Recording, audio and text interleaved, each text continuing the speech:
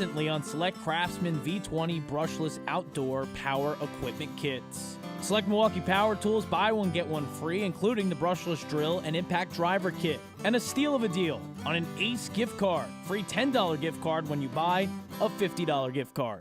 Hey, I'm Ben Bosscher. And I'm Kyle Sandel. And the two of us are live every weekday on 100.9 The Mitt at 9 a.m. until noon, giving you opinions on the teams that you care about the most. The Lions, Tigers, Red Wings, Pistons, those teams. And a whole lot more. Whether we're breaking down a game from the night before, debating the biggest news from the day, or doing a draft or spread picks, we're always having fun. I mean, come on, it's our job to talk about sports. How could we not be having fun? So if the big games aren't enough for you, if you're a real diehard fan, this show is going to be perfect for you. You can count on us to be your morning sports outlet every day. The Ben Bosscher Show with Ben Bosscher and Kyle Sandel on 100.9 The Mitt.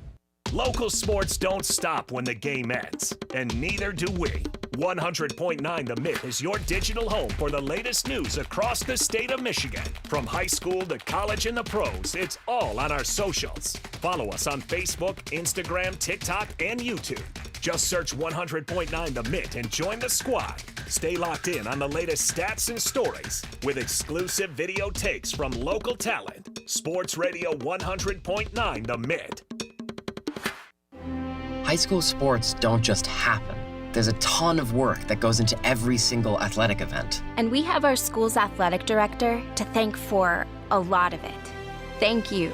For scheduling officials, so I can always play the game I love. For ordering quality athletic equipment, so I can stay safe on the field. For mentoring my coaches, so they can be the best role models for me. For coordinating transportation, so I can get focused for the big game. For helping us develop character and learn lessons that will benefit us for the rest of our lives. Thank you to our AD for always creating a positive experience for us. We'll never forget it. From all of us at the NIAAA, thank you to every athletic administrator in Michigan for all you do to enrich the lives of your students. It does not go unnoticed. This message presented by the NIAAA, the National Interscholastic Athletic Administrators Association. I'm a pretty great multitasker. I can wash dishes and do laundry. I can roller skate while walking my dog. I can even order lunch while doing my homework. But I can't use my phone while driving.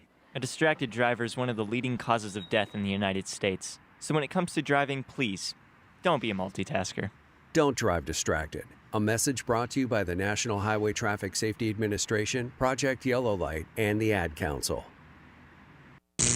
From the Blazy Electric Studios, this is Sports Radio 100.9 The Mitt, WLUN, Pinconning Bay City, Saginaw, Midland. Michigan sports aren't just a game, they're a way of life. And now we've got a show dedicated to die-hard sports fans like you. Hosted by a guy who's borderline obsessed with the wins and losses of all your favorite teams. He's crazy. Every weekday morning from 9 to noon, Ben Bosscher brings you the talk that matters. The teams, the stories, and the players you care about most. This is the Ben Bosscher Show, built by Bresky Siding and Building Repair. Remember that.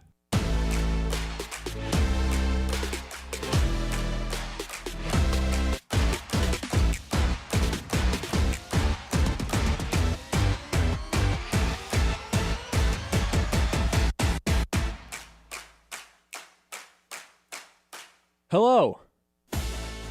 You know who's in first place? The Pistons. You know who's in first place? The Red Wings. You know who's still undefeated? Michigan State. What a win. What a group of wins we had yesterday for those three teams in action on a Tuesday night. Welcome into the Ben Bosscher Show. Ben Bosscher with you as always.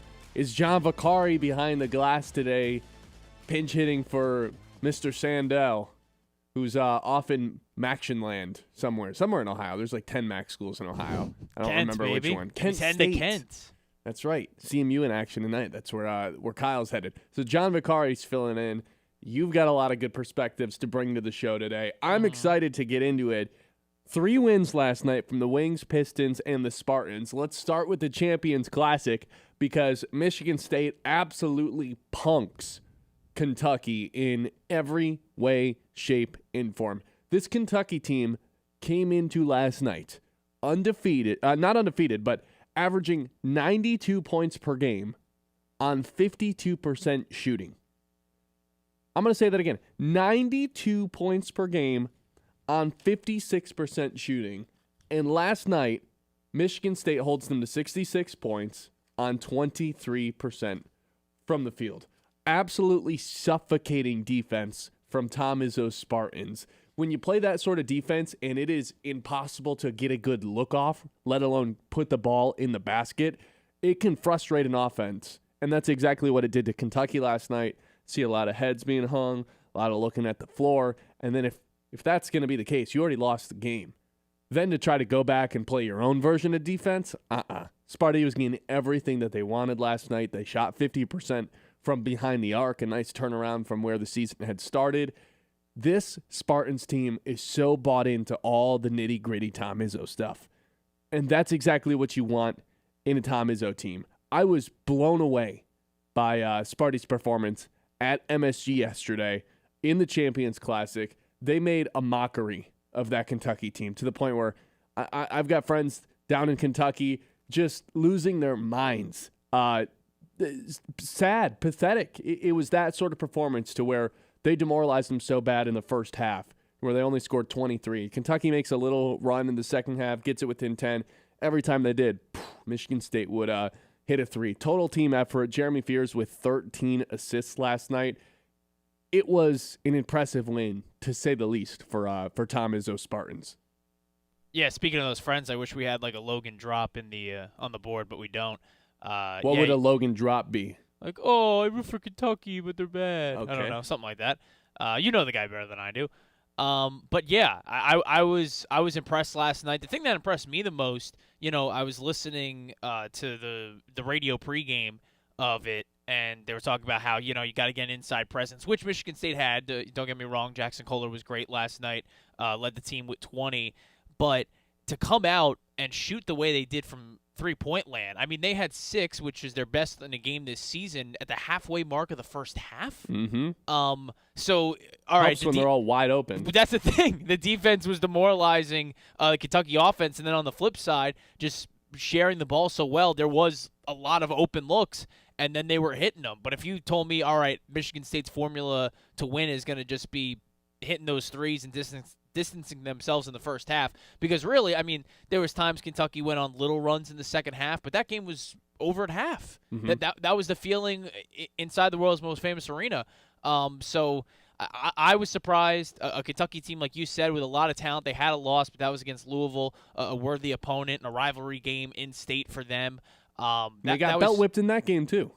Yeah, they did. But it was just an outclassing by Michigan State of Kentucky, and doing it in all different ways. Transition game was good. I know they didn't have as many fast break points as Kentucky, but a lot of that was late in the game when Michigan State already had a sizable lead that Kentucky finally got out running. They did everything right. Because I was paying attention, like, all right, well, are these things that we kind of speculated, not having that backcourt star like Michigan State has had in the last couple of years, that like main number one guy who's going to, take the reins if need be in a late game situation, that didn't need to come up. The inside presence was great. Kohler, again, was fantastic. Carr had his dunks. There's just not a lot to punch a hole through in terms of analyzing this Michigan State team. They were just as good as you want them to be in this Champions Classic. A tournament, too, Ben, which they, historically aren't that great in, at least as a shooting team, too. Like 6 and 9 in the tournament. Yeah, now. like, so you can go back to, past years, and I know every year is different in college basketball and stuff like that, but, historically it's always just been a struggle in this tournament because it's always great opponents. Nothing was a struggle yesterday. Yeah, the way that Fears can kind of just control the pace of the game throughout, he embodies everything it means to be a Tom Izzo guy. The freshman, like Nick Ward, embodies everything it means to be a Michigan State guy. You're not going to out-hustle this Michigan State team. You're not going to beat them in transition and get easy points. You're not going to out-hustle them. You're not going to get the loose balls more consistently than them. You're not going to be in the right position defensively more than them. When you get a Tom Izzo team and a Tom Izzo roster that's bought into all the Tom Izzo stuff, it's a scary sight for everybody else, and it feels like this year's team is more bought in than any of the teams in the past few years. And with that win last night, I'm starting to wonder if Tom Izzo took the belt. did Tom Izzo take the belt for the best coach in college basketball? Because I think that's belonged to Dan Hurley the last couple seasons. And with Dan Hurley losing in the first round or in the opening weekend of the tournament last year, I think you just kind of forfeit your rights to the title, and all of a sudden the title's vacant.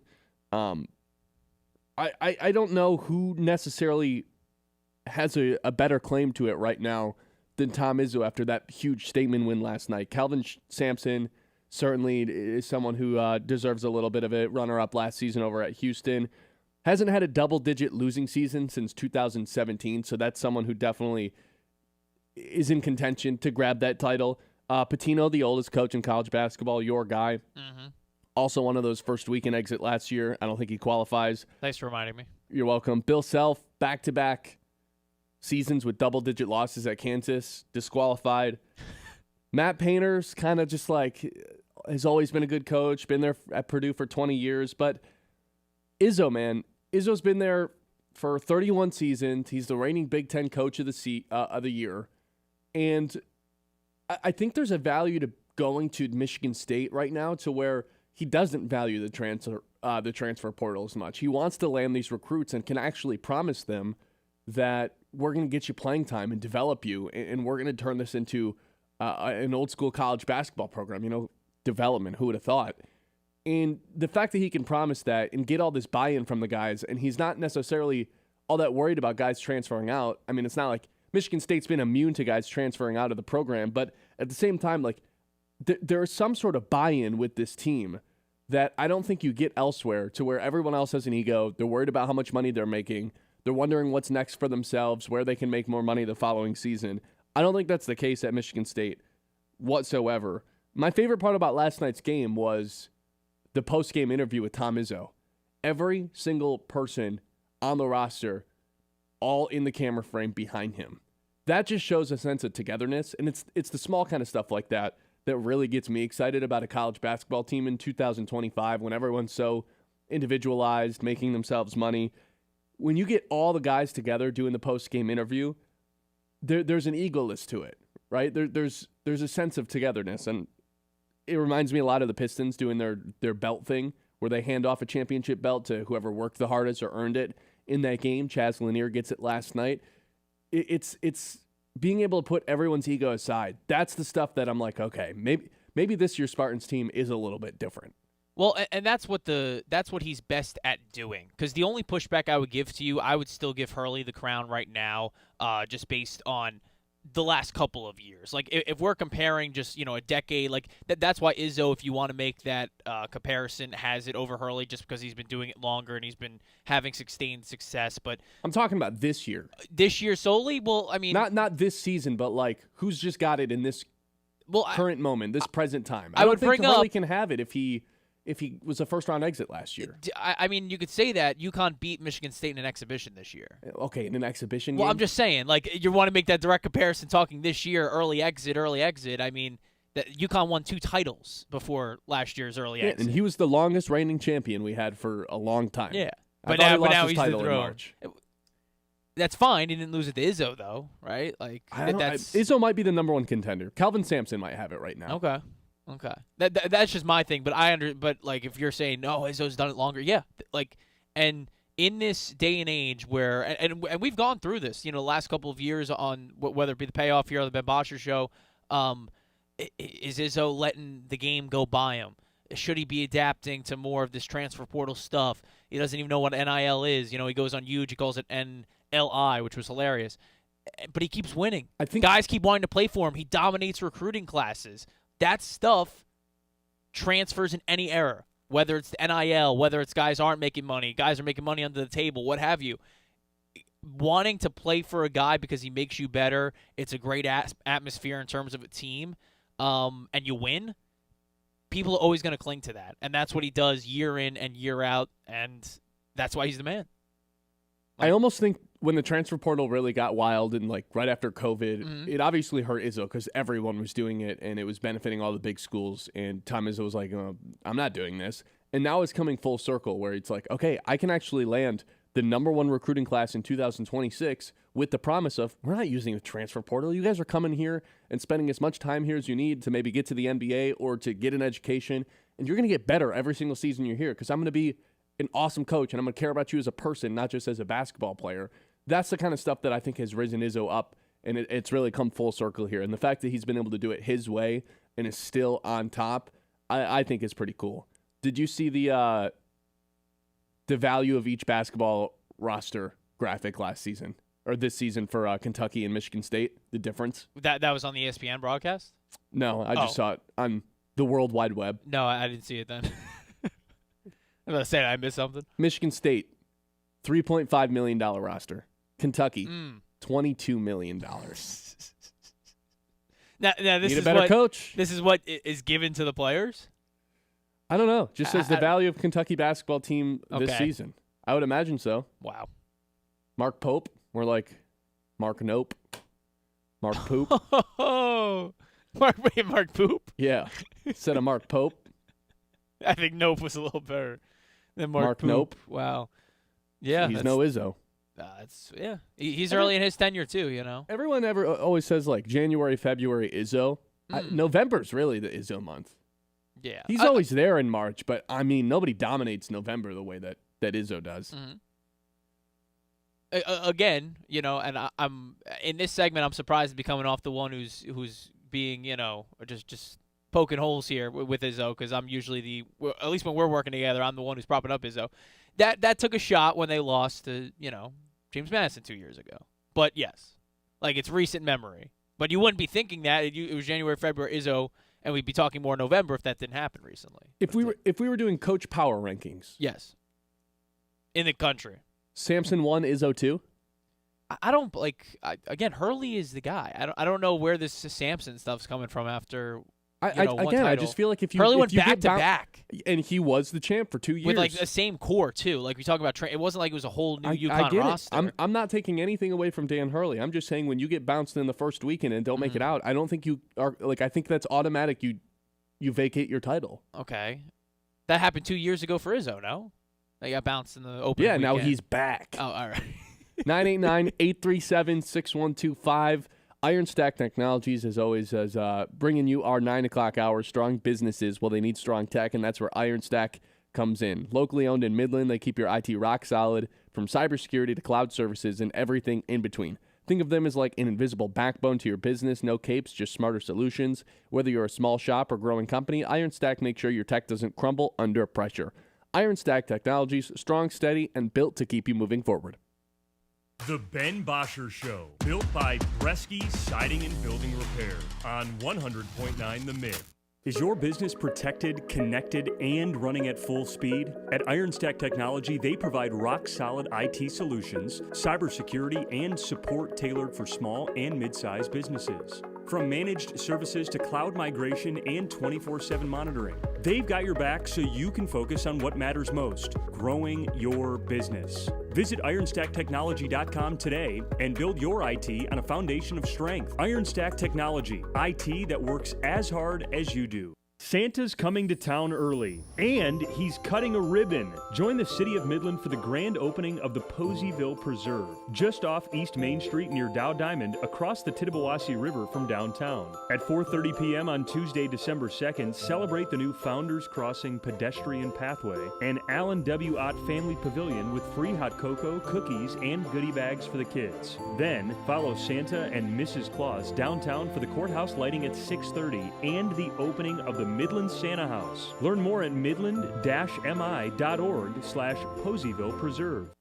He got him! That's 3 of them! The Great Lakes Bay Region's home for Spartans basketball. Friday night sees an in-state clash. The Spartans host the Detroit Mercy Titans at the Breslin Center. Coverage on Friday night at 6:30, presented by Weiss Equipment. Every MSU game all season long. It's so fun to hear people chanting. Right here on Sports Radio 100.9. The Mid. The Mid. Scrolling? Make it count. Want local sports content that actually matters? Yeah. 100.9 The Mid is loaded with local highlights, viral plays, breaking sports news, and takes you can't get enough of. It's hot! Follow us on Facebook, Instagram, TikTok, and YouTube today, and you'll never be out of the loop on the Lions, Tigers, Pistons, Red Wings, Michigan, Michigan State, and even the biggest stories in high school sports in the Great Lakes Bay region. 100.9 The Mid, Mid-Michigan's sports leader. We're in your town, your school, your huddle. 100.9 The Mid is here for sports fans in the Great Lakes Bay region. From the hardwoods of Saginaw to Midland's Friday Night Lights. From the streets of Bay City to Freeland, Frankenmuth, and Hemlock. We roll through Beaverton, Auburn, Pinconning, Essexville, and Shepherd. All the way to Gladwin, Birch Run, Coleman, and Bridgeport. This is your sports station. High school, college, NFL, the Looms. It's all right here. 100.9 The Mid, Mid-Michigan sports leader. Sportsmanship has never been more important between the lines in athletics and outside those lines in our communities. To listen, to respect, to understand, to practice common decency, to have competition without contentiousness. Sportsmanlike qualities are essential components of life itself. Let's all work together to not only be good sports, but good people. A message from the Michigan High School Athletic Association, promoting the value and values of educational athletics. The Ben Bosscher Show, built by Bresky Siding and Building Repair on 100.9 The Mid. All right, welcome back in. It's the Ben Bosscher Show. Tom Izzo just continues to get it done. We'll circle back to Michigan State later on.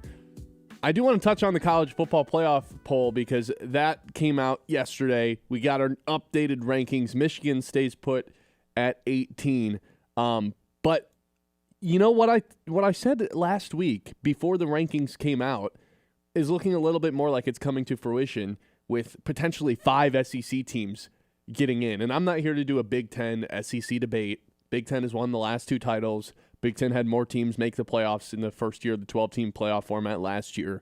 But I thought what they did yesterday to Alabama was pretty telling of what happens if Oregon loses this weekend to USC. So Bama drops all the way down to number 10 after their loss this weekend. Georgia ends up taking that spot at number 4. With how dramatically Alabama's fall was with the loss to Oklahoma and Oklahoma jumping all the way up to 8, Oregon officially, even if they lose to USC by 1 point, I think that's done. Their season's over. And whether or not USC jumps far enough to get in if they beat Oregon, I think is very much in the air because USC right now is 15. Are they going to jump enough to climb all the way into the top 12? And you got all the qualifying bids as well. There is a real world where the Big Ten only has 2 teams making the college football playoffs. And if Oregon beats USC, okay, then they get the 3, and those are the only 3. With Ohio State and Michigan being the looming, like, okay, if Michigan beats Ohio State, do they get in? I don't even know if that's a guarantee anymore because Michigan won't. They haven't climbed up over the past 2 weeks. So that is the most intriguing part to where, hey, these games before Ohio State, they don't matter. You just got to beat Ohio State and you're in. I don't know if that's necessarily true anymore. I'd imagine a 10-2 team with a win over Ohio State gets in, but there's just a lot of teams that they have to pass at this point with only 2 games left. They have to hope some teams lose this week in order to really feel safe about, hey, a win against Ohio State. Ohio State guarantees us a place into the postseason tournament. But I think the SEC thing is the biggest thing to me right now with Texas A&M at 3, undefeated, Georgia, Ole Miss, Oklahoma now all the way up to 8 with their win against Bama, Bama at 10. There's potentially 5 SEC teams getting into the dance this year. Yeah, you talked about, all right, hoping that an SEC team or someone loses this week. Ain't going to happen this week. No. The SEC's got their little we don't play each other week. Whole bunch of MAC schools. It's unbelievable. Texas A&M, number 3. Who are they playing? Oh, Samford. Nice. Oklahoma's the only one getting a test in Missouri. I don't know how that happens, by the way, that one gets a test and the other one's Oklahoma already had their cakewalk game in the middle of the season. Forget who it was against. Because the SEC only plays their 8 games, which I think is switching next season or the year after. It's the last year, this yearly tradition. Bama's got Eastern Illinois. Amazing. But yeah, like you said, I Oregon can't afford to lose, just based on what the committee put out there. I was stunned how far Bama fell. Yeah, I wouldn't discount like Michigan winning and getting in. I still think that happens. A 2-loss Michigan with a win against Ohio State, I think would round them and put them, but it'd probably put them in the 11th spot, right? Like they're not getting much higher than that if we're evaluating, and the 12th spot has to be this group of 5 team, which right now is Tulane. But why there should not be a group of 5 team in next year. If we're doing year by year adjustments, there does not need to be a group of 5 team in every single year. Tulane does not deserve to be in this. There's been a new group of 5 team every single week that they've had a playoff rankings. Oh, it says that's the fun of the group of 5, dude. I guess they keep Tulane's 8-2 in the American. Come on now. That's not impressive at all. You should have to go undefeated as a group of 5 to get in. A loss to an SEC school though. They lost to Ole Miss. What was the score of that game? 45-10. Okay. Why should that team be in the playoffs?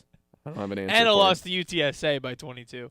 Yeah, I would say if Michigan runs the table and beats their opponent this week in Maryland and then beats Ohio State, I'd still say there's like a 65% chance that they're in, maybe a little bit higher, but like I don't know, the fact that they haven't climbed the last 2 weeks and there's all these teams ahead of them.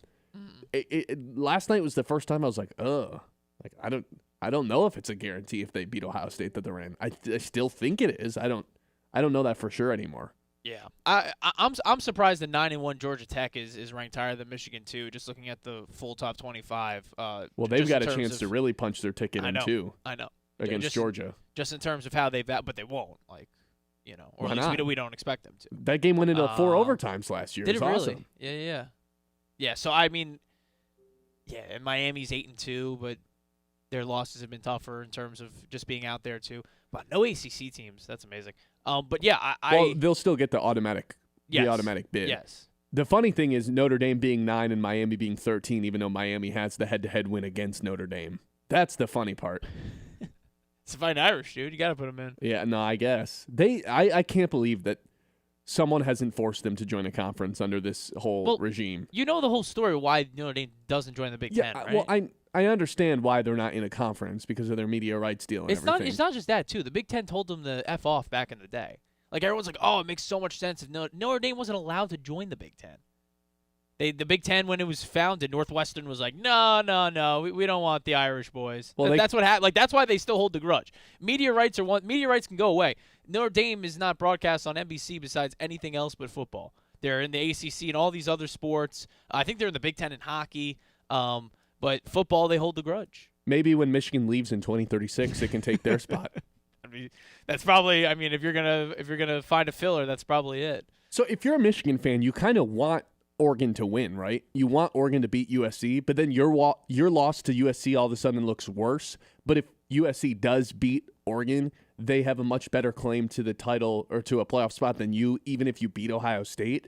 Like, what should Michigan be rooting for? I think it's just for Oregon to win and your loss to USC to look worse.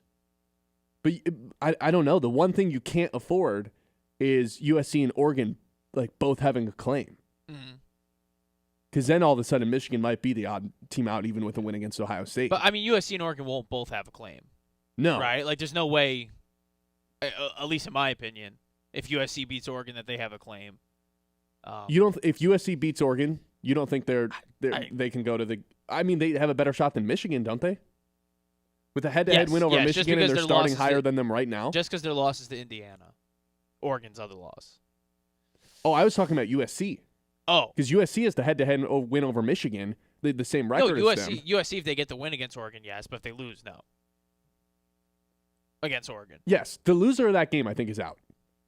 But that's what I'm saying. But I thought you were bringing up the fact that Oregon would still have a case if they lose to USC. No, I think the way that Alabama, I think the way that Alabama dropped after a singular loss yesterday pretty much told us, hey, if Oregon loses another game, I don't think there's enough time to make up for it. Yeah.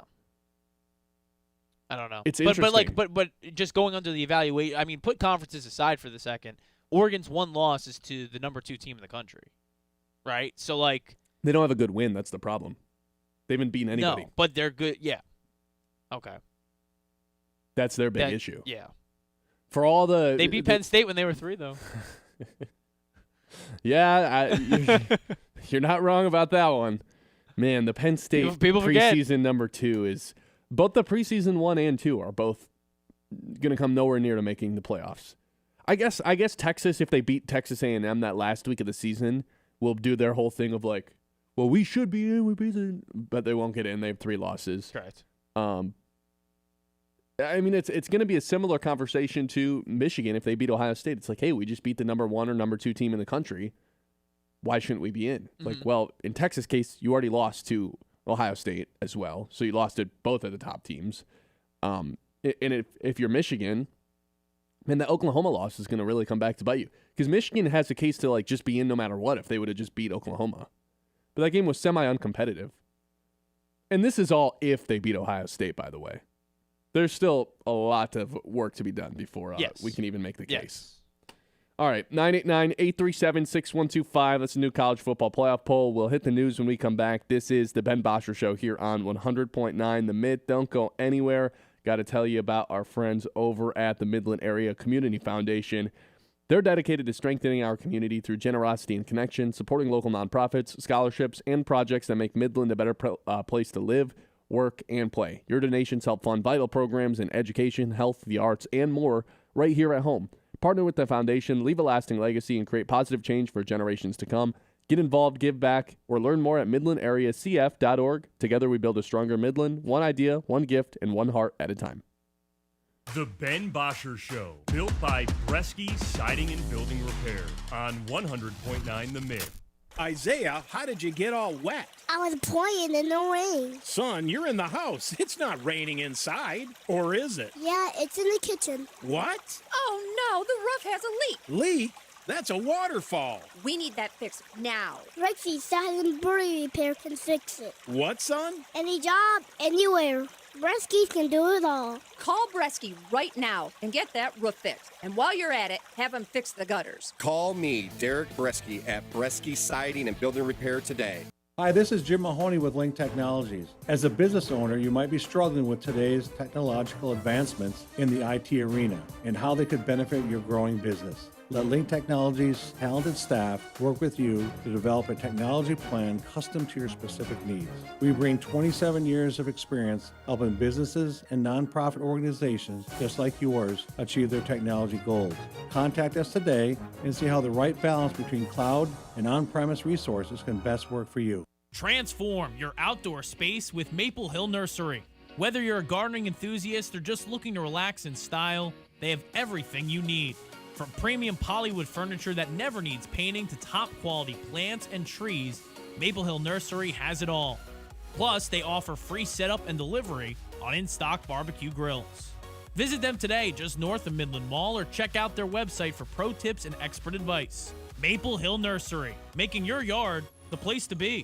A beautiful yard increases both the value of your home and the quality of your life. Commercially, landscaping creates a positive impression of your professionalism and commitment to community, customers, and employees. Cervinsky Sod has been creating and maintaining outdoor spaces for 56 years. Whether your project is residential or commercial, the team at Cervinsky Sod Services will work with you to build and meet budgets and finish the job with top quality and in a timely manner. To get a quote, call 989-835-4810 or visit CervinskySodService.com.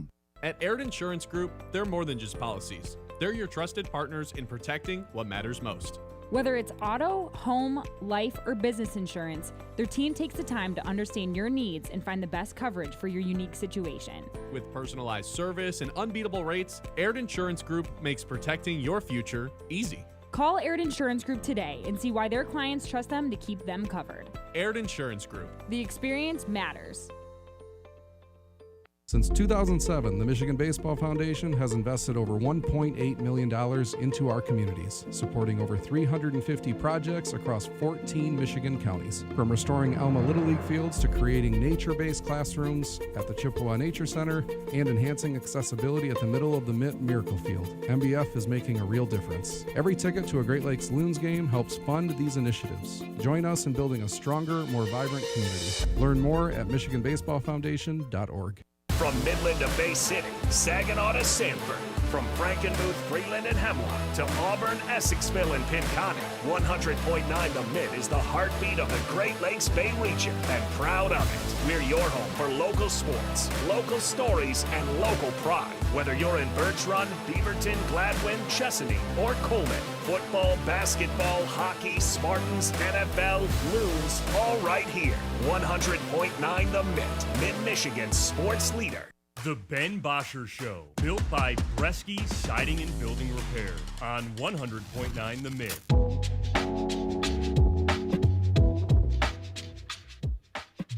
(989-837-6125). This is the Ben Bosscher Show live here on 100.9 The Mid. John, take it away. The Mit's Morning Catch. Here we go. The Mitt Morning Catch. That's what we're doing. As I scroll and find the graphic. Oh, there we go. How beautiful. All right, let's get into it. We've already talked Michigan State, Izzo. We've already done college football playoff rankings, so where should we start for the Mitt Morning Catch? How about the Pistons? 11th straight W last night. As Penn barks. Pistons 120, Hawks 112. 11-game win streaks, the third longest in franchise history. It was the Cage show, especially late. 25 points, 10 assists, 6 rebounds. He's the first in franchise history to post at least 25 points and 10 assists in 5 straight games that he has played. Of course, he was coming off missing the previous 3, but he's been great. A good quote from him after. I was going to pull the audio, but the music in the locker room was just too loud. Yeah, they were bumping Pistons Won a Game by G-Mac Cash. Actually? I don't know. Oh, all right. I think it was more like R&B, but anyway, I'm kind of locked in with the team. Casuals like Ben, maybe not. But he says, I relish the moment for sure. I think it's a responsibility of it that I appreciate so much in terms of making those clutch baskets. Of course, the Hawks, they pulled it within 2 in the final 90 seconds. Cade had to have a nice move and shot one from the free throw line. Then the defensive stop. Then I forget who he took to the cup through a foul, but he just kind of took over in that last minute 30 and willed the Pistons to a victory. It was a great game back and forth, but the Hawks really never went away until that final dagger or 2. It's their third win this season where they never trailed a single second in the game. Cade is becoming a bully. He was just, when he wants to barrel his way to the basket, there's not a ton of guards in the NBA that are just stronger than he is. Lower body, upper body, people just kind of bounce off of him. He goes through the contact, goes up and finishes it. Like, the guys that come to mind are like Luka just because of his sheer size, but I don't think people forget Cade's 6'6", but sometimes I don't think he actually had the muscle that he had this season, last year, or the year prior. He's gotten stronger every year, but this year it's noticeably like, oh my God, nobody can, if you even try to stay in front of him, he's going through you now. So I love that. The Hawks had no answer for Jalen Duren and Isaiah Stewart last night. Just a dominant win from those guys as well. It wasn't a dominant win in terms of the scoreboard, but hey, 11 in a row, man. You're not going to complain about the victories at this point. And they're catching Milwaukee without Giannis on Saturday now, too. So chance to make it 12, which would, I believe, be the second longest streak in franchise history. It would be, and in terms of, like you said, for Duren, it felt like he had the first 10 in that game. He was electric to start. Oh, yeah. He had 24 points, 8 rebounds. As you said, Beef Stew with 13 points. And my guy, Dennis Jenkins, with 14 on 6 of 10 shooting. He started over Asar, that should be noted. Yeah, that was the backcourt tandem, Cade and my guy Jenkins. It was Asar's first game back from injury, so yeah, we'll see how that one goes. That's something to monitor. And listen, when you have Dennis Jenkins, you start him, That's Okay. what I've always said. In terms of the NHL, how about the Red Wings? A 4-2 win last night against the Kraken. Another great jersey matchup. The Red Wings just keep finding themselves in those. Love the Kraken uniforms, but Detroit won 4-2. At LCA, Lucas Raymond with 2 points, had a goal, and then the assist on the empty netter to clinch it. There was a scary moment in that game, and not in terms of injury, but scary in terms of them potentially blowing it. Cam Talbot misplayed a puck behind the net, put it right in front, but had a slide into the crease to make a great save. I don't know if you caught that late. That was with 3 minutes to go. My heart dropped for that, and I'm a Ranger fan before I'm a Red Wing fan, but I was like, oh my goodness, if they tied up like that, he had to make a great save. Nate Danielson, 21-year-old rookie, first NHL points. He had 2 of them. He had a goal and an assist last night. How about this? Dylan Larkin's 600th career goal. How about that? Yeah. How about... Wait, no, 600th career goal? Point. Yeah. Easy. Yeah, sorry. How about Lucas Raymond, 5 consecutive games with a point, 4 consecutive games with multiple points. Red Wings hot. They are. They took down the Kraken last night. First place in the division. Yeah, when you said first place off the top, by the way, too, I didn't say it, but like, all right, in the Atlantic, all right? Yeah, but that actually matters in hockey. You know, leading your division matters, and not so much in basketball. It does. It's just 2 teams in the Metro are better, to be fair.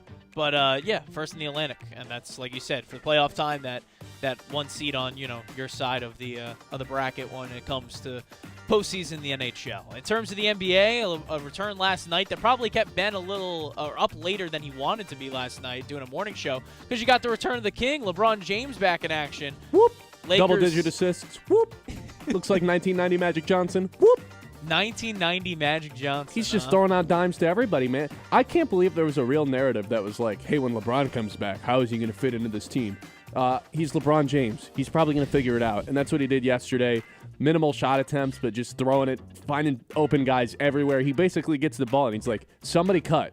And then they get wide open threes and wide open layups. It's so fun to watch. He had 11 points, 12 assists, 3 rebounds in 30 minutes. To your point with the assists, because he had double-digit points, so he's done it now in 1,293 games.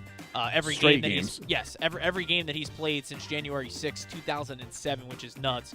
But what if the new LeBron is just getting to that double-digit point threshold to keep that alive, and then just dishing out assists? I think that's what we're getting. That's what I would love. It's like, all right, I got my 10. Now I'm just the leading assist guy each night. He's the most versatile NBA player ever. He started at point guard and won an NBA Finals a few years back. He was playing center for the Lakers a couple of years ago. And now there's a real world where, hey, Luka, go score your 35 a game. I'm just going to sit here and make sure everybody else eats. It's so fun to watch him adapt here in year 23. And I know there's not a lot of people out there that probably want to hear me glaze LeBron this way, but you got to appreciate it at some point in year 23. That's insane. Yeah. Well, I put it in there just for you, buddy boy. Thanks. Lakers with the win. Major League Baseball qualifying offers distributed to a couple of guys. A lot of big guys are going to hit the free agency market, but in terms of the guys who took the $22 million, it includes the Tigers' Gleyber Torres, Shota Imanaga, the Chicago Cubs, a great pitcher for them, Trent Grisham of the Yankees, who had a surprisingly good season, and Brandon Woodruff, a pitcher for the Milwaukee Brewers. We'll get to Gleyber in a bit, but yes, takes the qualifying offer, and he's going to be part of that middle infield for the Tigers come 2026. Well, speaking of Gleyber Torres. Uh-oh. Let's talk about Gleyber Torres. Oh. When we come back. Oh, just cutting off my mid-morning catch is crazy. Save, Sorry, we'll have save the another rest one of for the 11 o'clock hour. I got some banger stories in that 11 o'clock hour, by the way. Good. Stay tuned. You'll hear them then. 989-837-6125. Ben Bosscher Show, as always, is brought to you by Bresky Siding and Building Repair. Protect your home with Bresky Siding and Building Repair. The experts who do the job right the first time. Leaky roof, storm damage, the siding looking a little tired. Bresky's got you covered. Locally owned, trusted, and dedicated to keeping Midland area homes safe and looking sharp. Quality materials, skilled craftsmanship, and service that puts your family first. Don't wait for the next storm. Call Bresky Siding and Building Repair today and keep your home strong for years to come. Built by Bresky Siding and Building Repair on 100.9 The Mid. Hey, sports fans, heading up north? Whether you're gearing up for the big game, hosting friends, or winding down after a long day, Hops and Schnapps is your ultimate beverage destination. With one of the largest selections of beer, wine, and spirits in Michigan featuring over 1,000 options from around the globe, we're your beverage experts. Plus, our friendly team is here to help you find the perfect pick. Visit us in Standish, Grayling, and Gaylord today. Hops and Schnapps, raise your glass, raise your spirits. At Tommy's Express, you can get your car clean, shiny and dry in just minutes. Our state-of-the-art eco-friendly wash delivers a spotless finish every time. With the Tommy Club app, enjoy unlimited washes or paper wash. Skip the line with license plate recognition and manage everything right from your phone. Fast, clean, and simple. Visit Tommy's Express today and see the difference. Text CLEAN CARD to 86697 for a free works wash. Offer valid for new guests only. By participating, you consent to receive promotional information text from Tommy's Express. Message and data rates may apply. Message frequency varies. Broken appliance? Don't panic. Call Mr. Appliance. With a 4.9-star Google rating, our expert service professionals deliver speedy service with a 1-year done-right promise, so you can count on long-lasting repairs. We treat your home or business with care, no mess, and no trace left behind. Ask about our appliance wellness program to keep things running smoothly year-round. Visit us online at MrAppliance.com for easy online scheduling and local contact information. Mr. Appliance, speedy, trusted, guaranteed. At the Great Lakes Loons, our commitment to community goes beyond the ballpark. Through the Volunteer program, Loon staff and even players roll up their sleeves to serve the Great Lakes Bay region. From packing food boxes to reading in classrooms and even cleaning up local camps and parks, it's hands-on work that helps build a stronger, more connected community. Volunteer isn't just what we do, it's who we are. Because being part of this region means showing up when it counts. The Great Lakes Loons, serving the Great Lakes Bay region since 2007.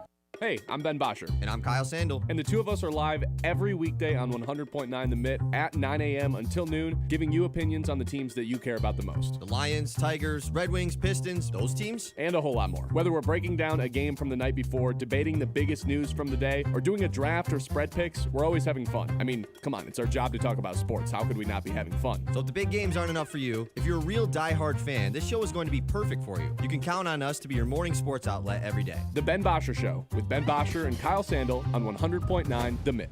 This is more than just a lineup. It's a daily ritual for the die-hard Michigan sports fans. At 6 a.m., Anthony Bellino wakes up the state with Spin on Sports. I do not believe it. At 9, the Ben Bosscher Show is appointment listening hosted here in the Great Lakes Bay region. I would like to buy some Casey Mize stock. America's Best takes over at noon. The Herd with Colin Cowherd. Well, what about Patrick Mahomes? And at 3, Bill Simonson brings it home on The Huge Show.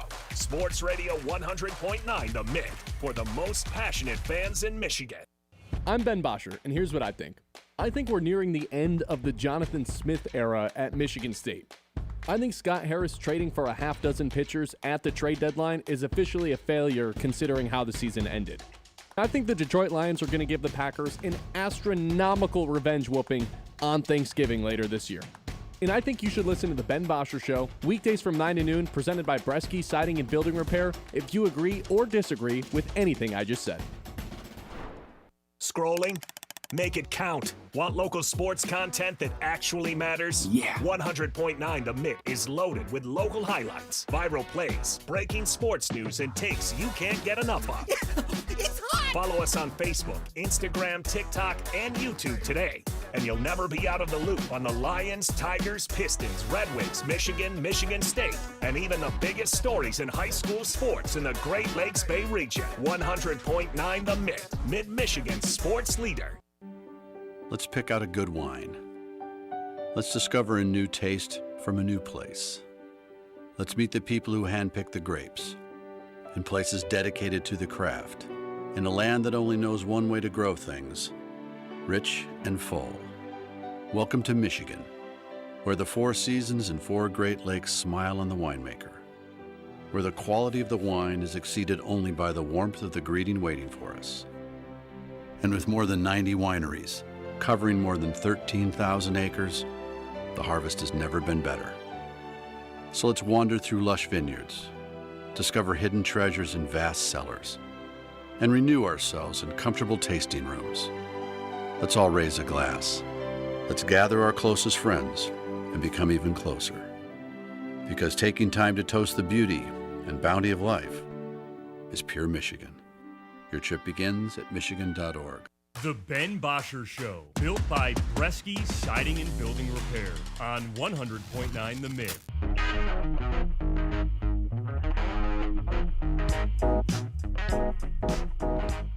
(989-837-6125). The Detroit Tigers have brought back Gleyber Torres on the 1-year, $22 million deal via the qualifying offer. He's one of 4 players of the 13 that were offered it to accept it. John went over who those other players were during the news.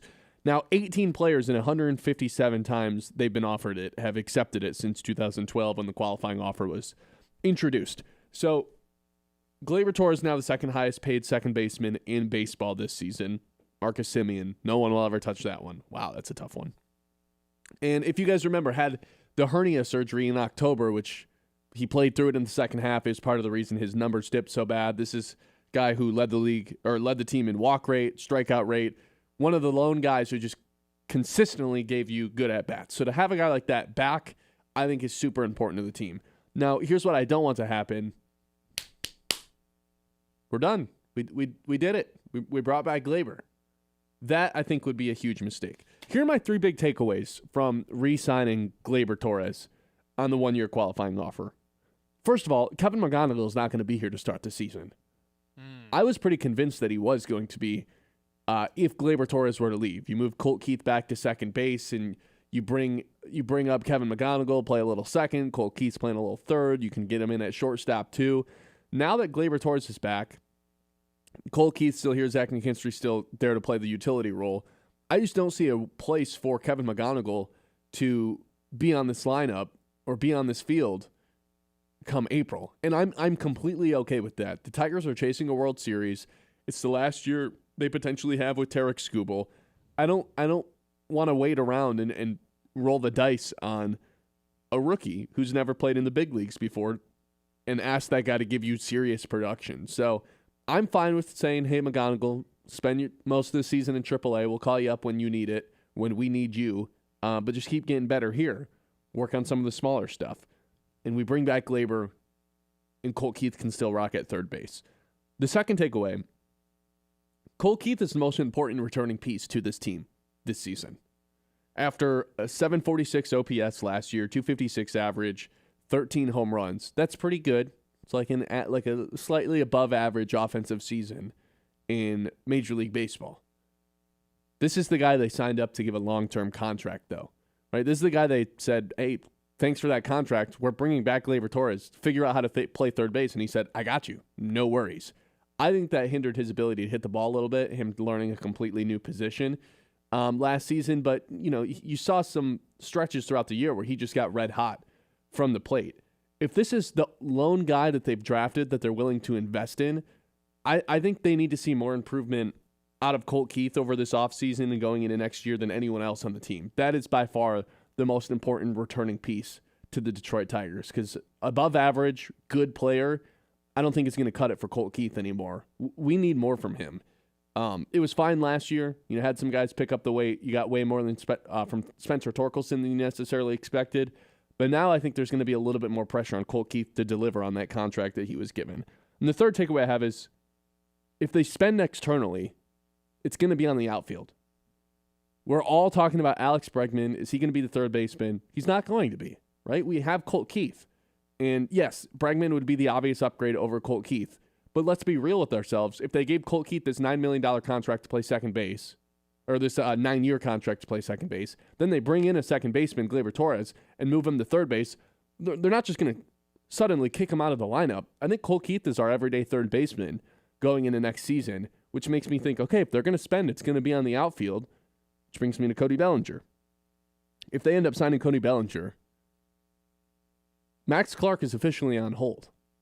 There's no rush to bring him up this season. Even the following year of like the thing we always dreamed of Clark and Riley Green and Kerry Carpenter out there. I just don't know what that realistically looks like if they do decide to add another external piece, because I just assume that that's going to be in the outfield. So I don't really know what the future holds for Max Clark right now for the Detroit Tigers. I certainly can't envision him being with the Detroit Tigers this season, but those are kind of my 3 big takeaways from them bringing back Gleyber Torres. It's awesome to have him back. It's a guy who gives Tigers really good at-bats. Hopefully have another guy in the lineup soon. But the 3 big takeaways are McGonigal's not going to be here to start the season. Colt Keith's the most important returning piece now.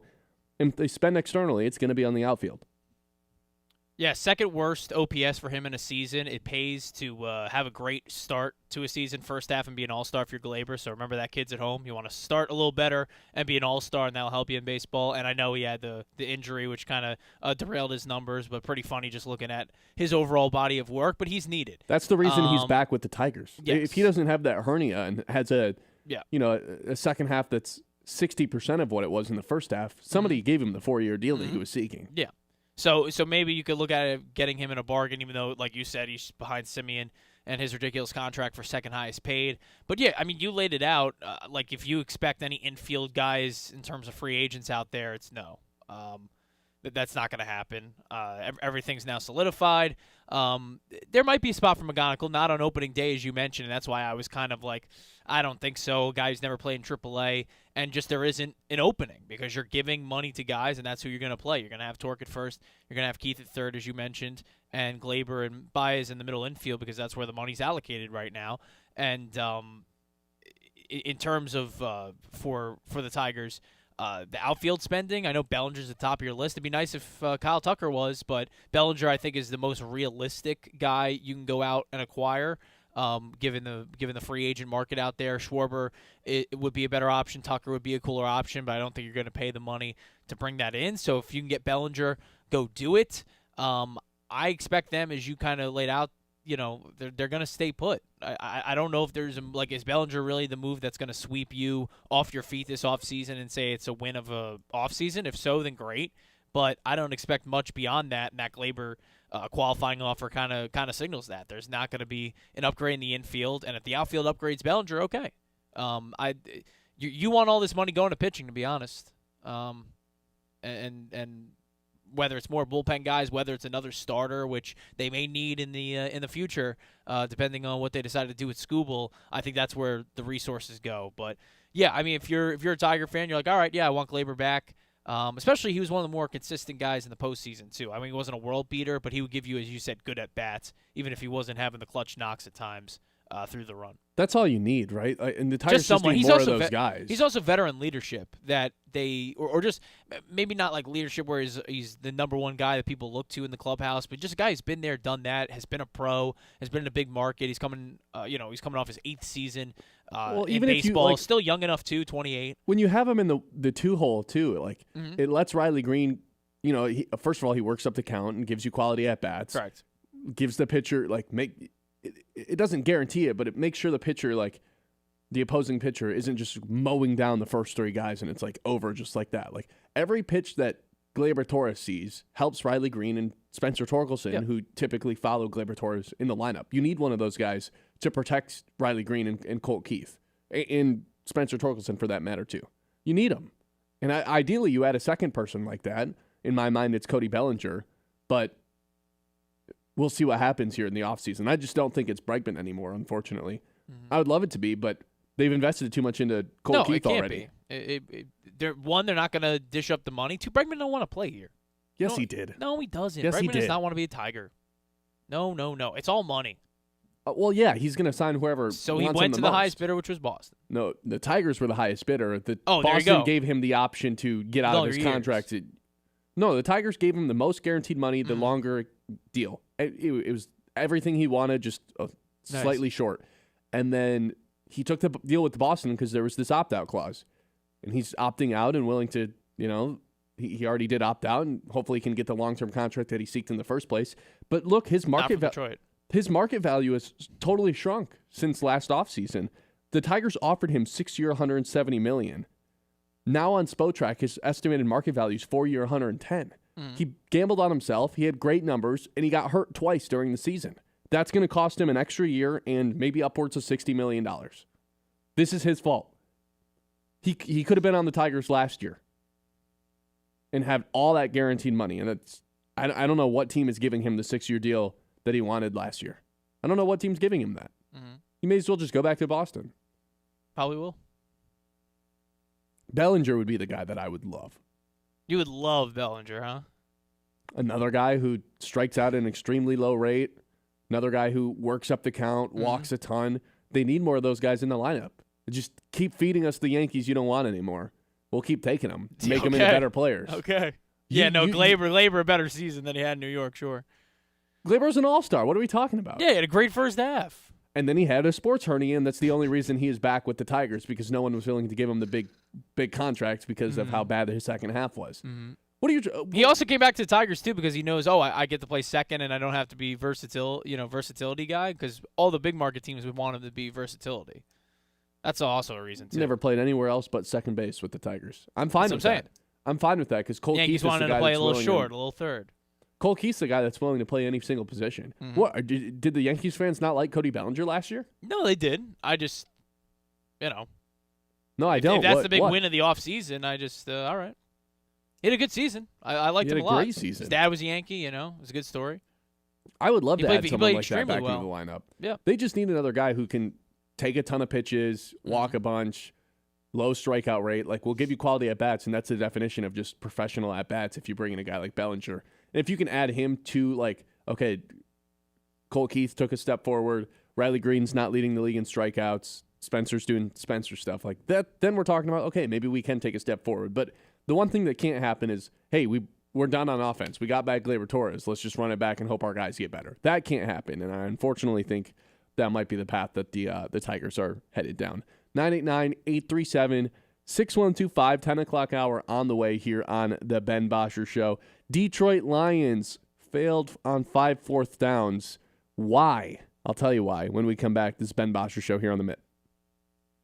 The Ben Bosscher Show, built by Bresky Siding and Building Repair on 100.9 The Mid. It is the Scholar Athlete of the Month, proudly presented by Fisher Companies here on Sports Radio 100.9 The Mitts. This month's recipient is Braden Schwartzkampf from Calvary Baptist Academy. With a 3.7 GPA, Braden is a two-sport athlete playing basketball and soccer. He owns a lawn business. He's in the choir, mock election, and wants to be a teacher for his career. Braden gained experience with Teachers for Tomorrow.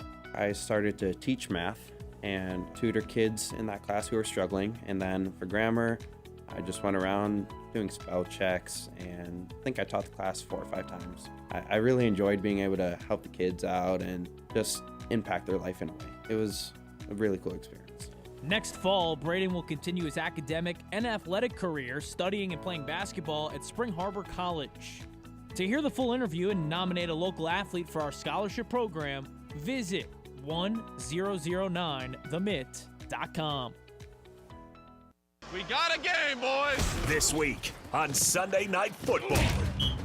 The leaders in the NFC South and the NFC West clash on SNF. Baker and the 6-4 Bucks head to SoFi Stadium to take on the 8-2 Los Angeles Rams, led by Matt Stafford. Coverage 7:30 Sunday night, presented by Ace Hardware, downtown Midland. Don't miss a moment right here on Sports Radio 100.9 The Mitt.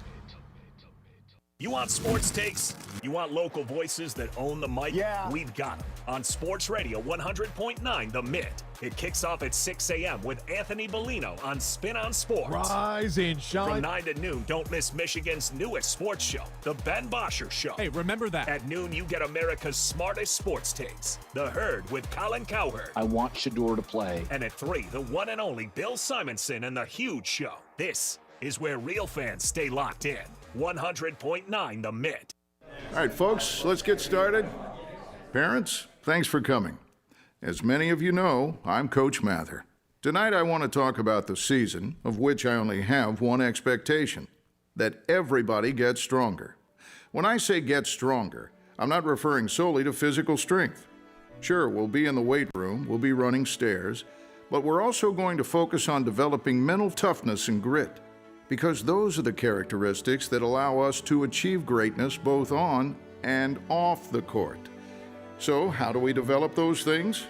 By getting comfortable with a challenge, by cultivating the confidence necessary to overcome adversity in all forms. That's why I coach.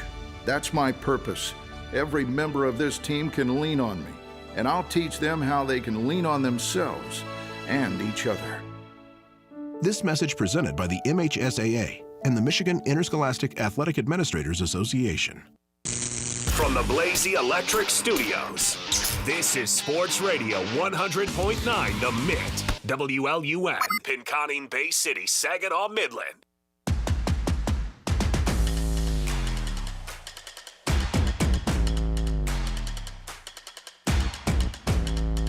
(989-837-6125). Welcome back in. It's the Ben Bosscher Show here on 100.9 The Mitt.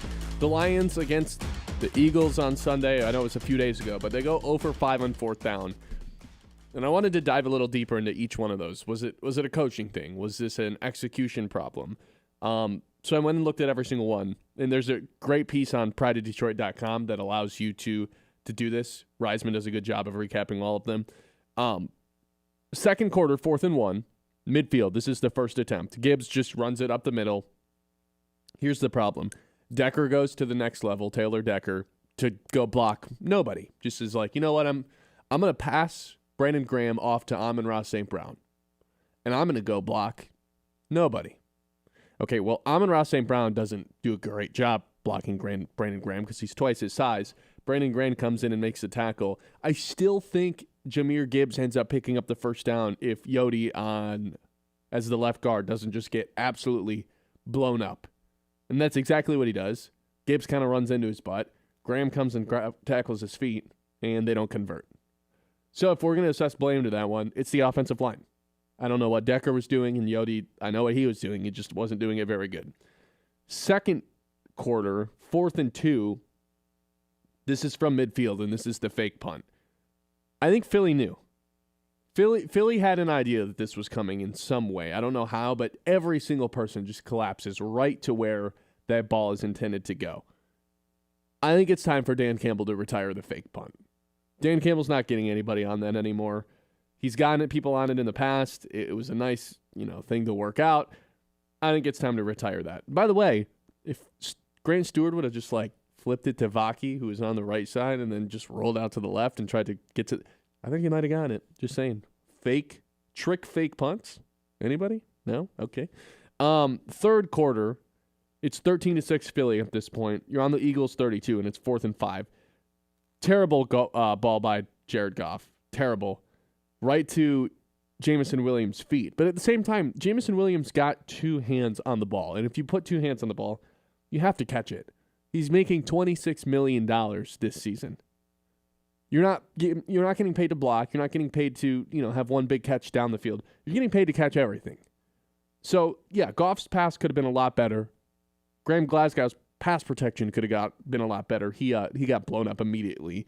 And I think Goff, when he gets hit early in these games, is just a little bit afraid to get hit, and it rushes him. So he loses early, and all of a sudden you get a different version of Goff the rest of the game. Graham Glasgow, by the way, 25th in PFF grade for centers. 25th amongst the 32 starting centers. Not a great look. So that one, I would say 50% Goff, 50% Jameson Williams. The fake punt, that's just Dan Campbell. Third quarter, 4th and goal. This one's from the Philly 3-yard line when it's 13-6. This should have been a field goal because it should have been 13-7. And if Jameson Williams doesn't jump onto the field goal post, guess what? It is 13-7, and you probably just take your points here. But Sewell gets beat by Phillips, causes Goff to kind of freak out a little bit. Again, when Goff gets hit early, he just kind of gets rushed. Sewell gets beat, and then he just misses a wide-open Brock Wright. Brock Wright is wide open to just walk into the end zone. And Goff totally misses him, throws it over him, throws it to St. Brown, who's not open at all. I'll put that one on the O-line and get Jared Goff. The play call itself was fine. And then the last one, the fourth quarter, is 4th and 3 on the Philly 45-yard line.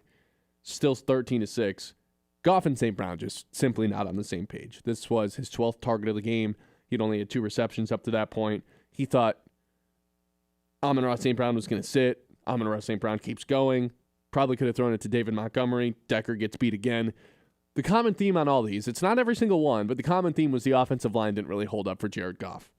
And on that 4th and 1 on the first one, didn't really hold up for Jahmyr Gibbs. This is now like a level 7 concern. How did they go from the best offensive line in the NFL to a unit that's basically average overnight? The answer is Frank Ragnow retired and Taylor Decker is regressing, but it's alarming to say the least, which is why I think they need to shift their offensive identity to a pass-heavy team, get the ball out as quick as possible, 20-20 bucks, old man Tampa Brady style. Old man Brady style, huh? Yeah. That's what you're going with. I mean, we talked about like the 3rd and 4th down issues. Yeah, it's the O-line and it's Goff with no time.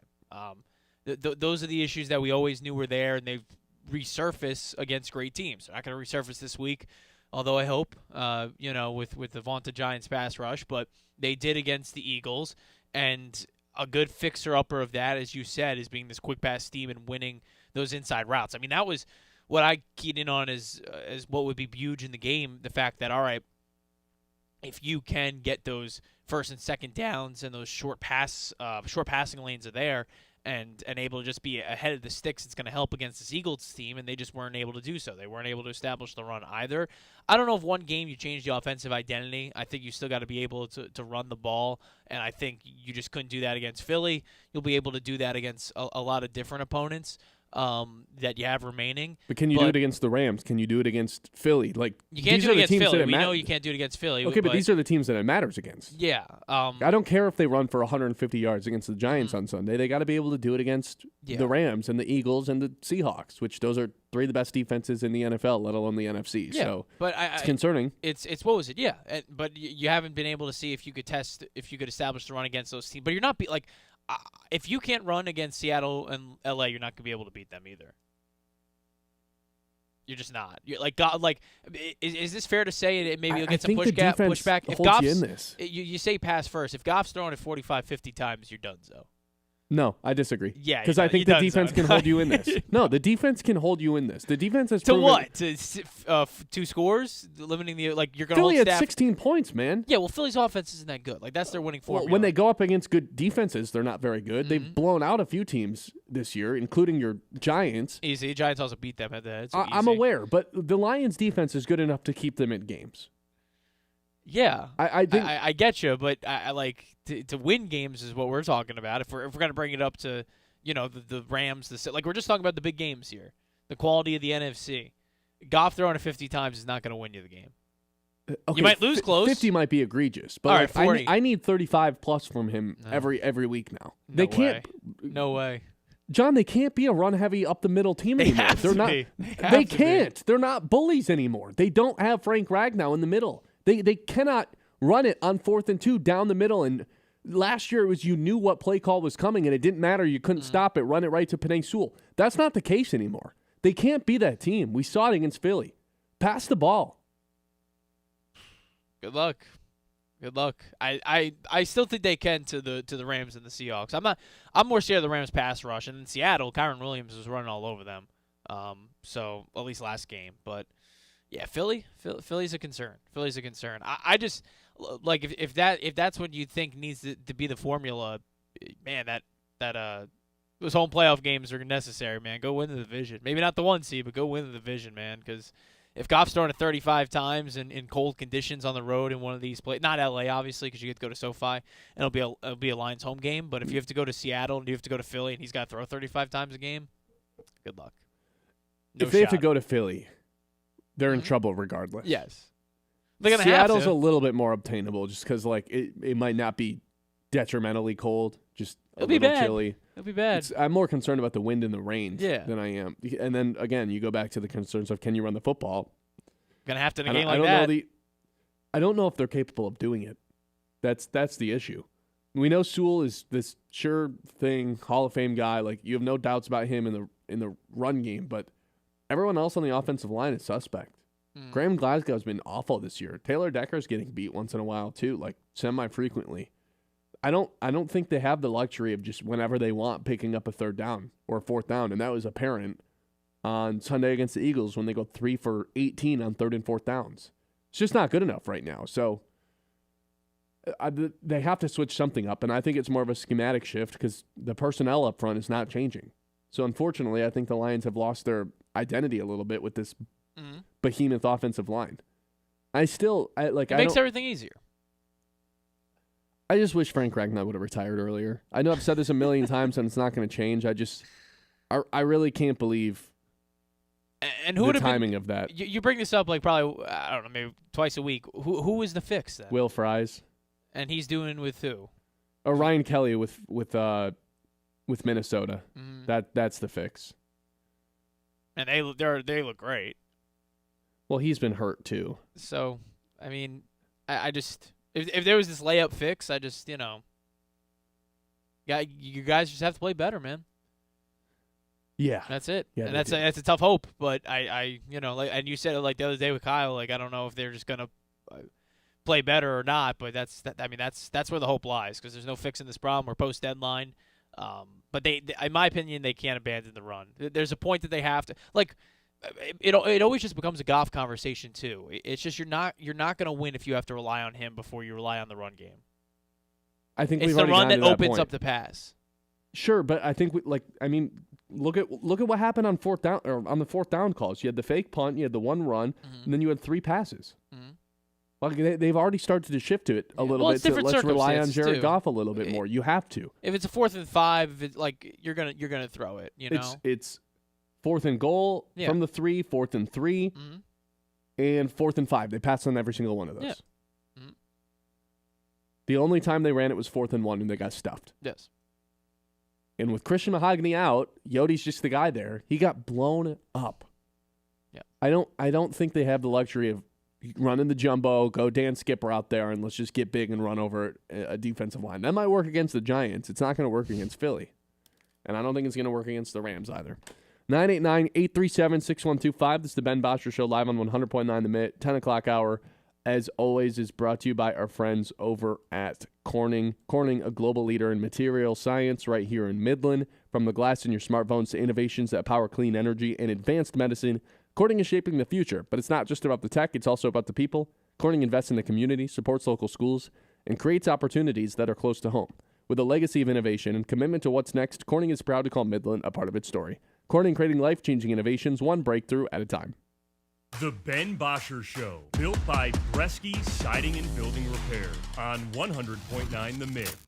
From the depths of the ocean to the farthest reaches of space, Corning's technologies push the boundaries of what's possible. We're the world's leading innovator in glass and ceramic science, and we're innovating right here in Michigan. Corning's solar wafer site in Hemlock is helping guarantee American energy security. We're investing in our local Michigan communities. That's why Corning is a proud sponsor of the Great Lakes Loons. Learn more about Corning today at corning.com.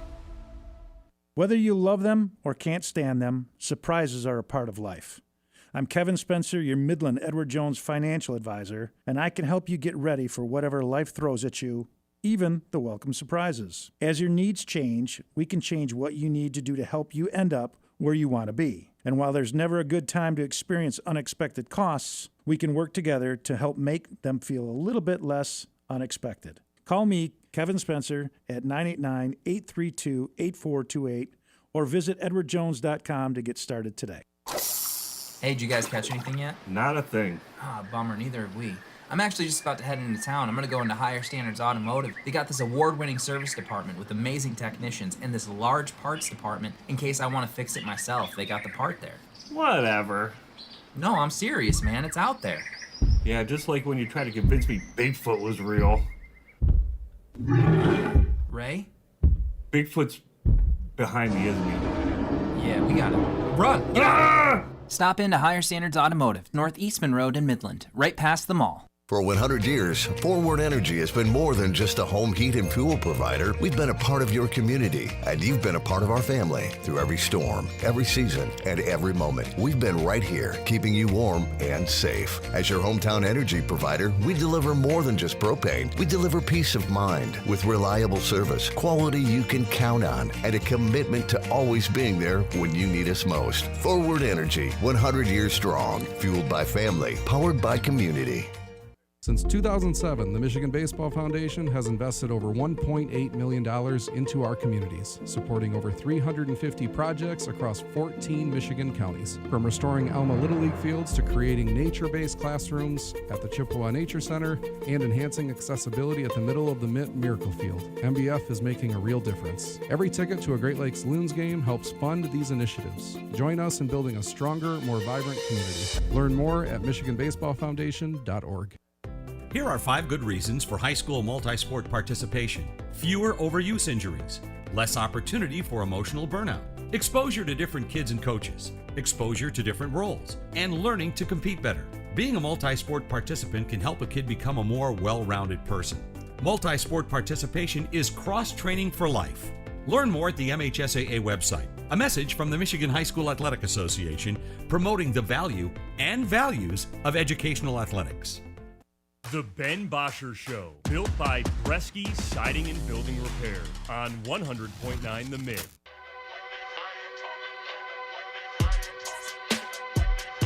Let's do a full circle moment. Get back to where we started the show. Michigan State, Tom Izzo. In doing so, let's let's do our Big Win Wednesday. I forgot to promo that at the very beginning of the show, so that's on me. But it is Wednesday. It's Big Win Wednesday. Thanks to our friends over at Gleyber Chevrolet for making this possible. Today, haven't even announced what we're giving out yet. Today, can I get a drum roll, John? We are giving away tickets to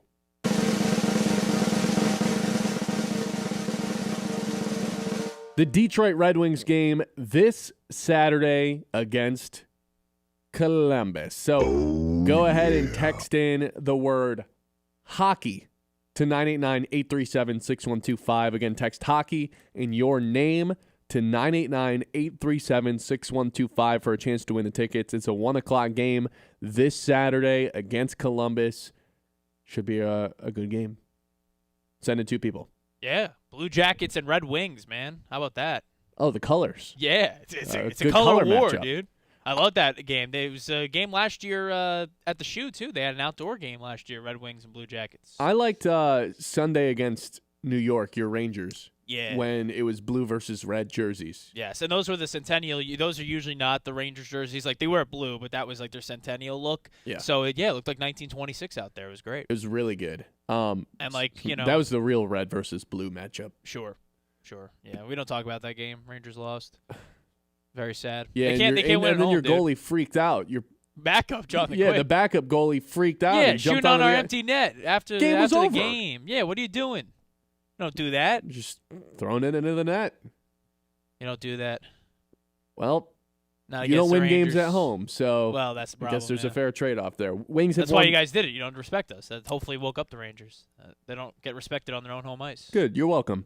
Thank you. Red Wings have won 3 of their last 4, looking to make it 4 of their next 5, or last 5 when they play the Islanders on Thursday, and then it's the Saturday game against Columbus. That's the game we're sending 2 lucky people to. So again, text in hockey to 989-837-6125 for a chance to win. Yeah, nice Saturday in the D, man. That's gonna be fun. And it's a 1 o'clock game too. You get done with the game and you get to come home a little bit early. It's not like you're driving at night. Sure. Perfect game. Or you can get dinner at a reasonable time in Detroit. You know. That's right. That It's works not too. Last night though, it was the East Lansing folks that were partying, even though the game was all the way out in New York. Heck yeah, baby. Michigan MSG. State picks up an enormous win against Kentucky and kind of embarrassed Kentucky on national television. Demoralized them in a way. Is that the word you would use? I think if I had to choose an adjective to describe last night's game, it would be demoralized. That's fair. I mean, they expected it closer. Vegas expected it closer. I expected it closer. It was never close. Right from the jump, that midway point of the first half, you're like, all right. It felt near impossible for Kentucky to get a clean look off, whether that was a 3 or a shot in the paint. It's like they would try to get into the paint and collapse the defense, kick it out, and they were so just getting harassed by 3 Michigan State defenders that you could tell they were getting frustrated. By the time they were halfway through the second half, people were hanging their heads, a lot of stares, a lot of gazes into the floor. And as soon as you see that, if you're a Michigan State player or Tom Izzo, it's just like, that's blood in the water. You already won the game. You just got to deliver the knockout punch now. And that's what Michigan State did. And when they're so locked in defensively, Michigan State, and causing an offense to basically be like, well, this isn't fun to be here anymore, you see that on the other end. And then Kentucky starts being lazy on defense. Michigan State's getting all these wide open looks. It's a lot of looking around for Kentucky like, wait, don't you have them? And I felt like, I don't know, 5 minutes into the second half, it was like Kentucky was playing what I called, we don't want to be here anymore defense. It was demoralizing. Yeah. No, they knew they were outclassed. As you said, it started on the defensive side of things, and then Michigan State, Kentucky, I'm sure, just because it was a weakness of them a season ago, were so worried about the inside game. Well, Kohler dropped 20, but the big takeaway, again, as I said in the opening segment, was the threes for Michigan State that were open because of the defensive lapses. And I think part of their defensive structure early was like, all right, don't let them inside, don't let them inside. And then when they were hitting threes, they're like, oh, shoot, they could do that too. And then they got the inside looks. I mean, that was probably besides not being able to score, which I'm sure was the first, point where you're getting demoralized, it's that second point too that we were told all week, and Jay Billis even made a joke on the broadcast about it, Mark Pope turning around to his assistants like, who scouted this game, man? This team can shoot from 3, even though the defensive structure was probably like, all right, we rather them, take a 3 than getting an inside look just based on how they play and what the skill players they have, how they operate. Didn't matter. 11 threes last night, 6 in the first half, which, eclipsed 5, which was their best mark before last night. But yeah, there's nothing to complain about from last night. I was really looking forward to, because it was a big test. MSG, a Champions Classic, which they usually do not play great in. They don't shoot well in. They did everything right last night, and it was a fun second half to watch too, man. Just like knowing the games at hand, seeing guys that don't get minutes in the last couple, getting to play at MSG. It's awesome. I got to turn up the Pistons audio because that game got wrapped up so fast. Correct. You got to do a little, a little more interest in the Red Wings and Pistons, at least for me. Michigan State hitting 6 threes in the first half of the first half. Yes. The halfway point of the first half. Outrageous. They hadn't hit 6 threes all season long. Yeah. And for them to hit like all their first shots, you could tell Kentucky was just like kind of punched in the face. They're like, there's no way this is going to keep up. And then it did the entire night.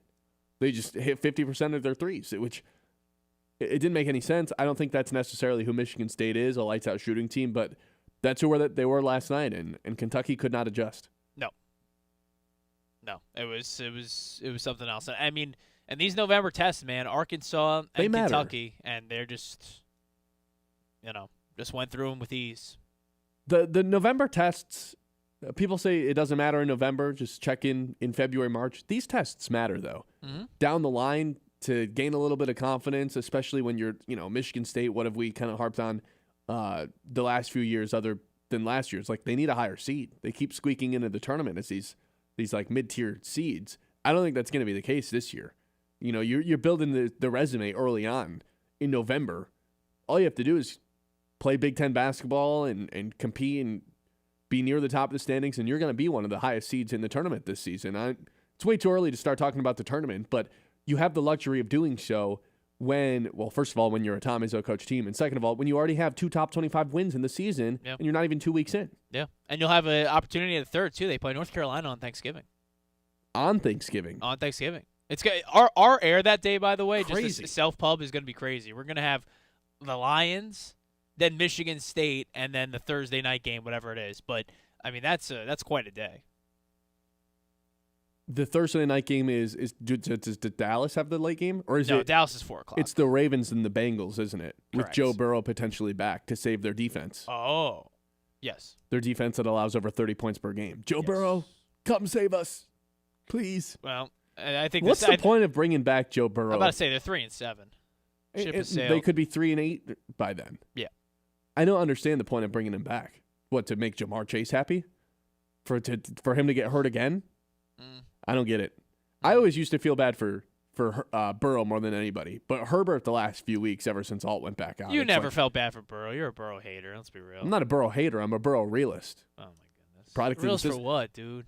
What's a Super I'm just Bowl? saying you could give a lot of quarterbacks, 2 of the 15 best receivers in the NFL, including the second best receiver in the NFL, and win a lot of games, put up a lot of big numbers if you throw the ball 55 times a game.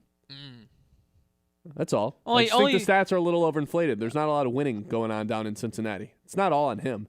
But also don't forget that defense was lights out the year they went to the Super Bowl. Correct. Lights out. You need good defenses to get there.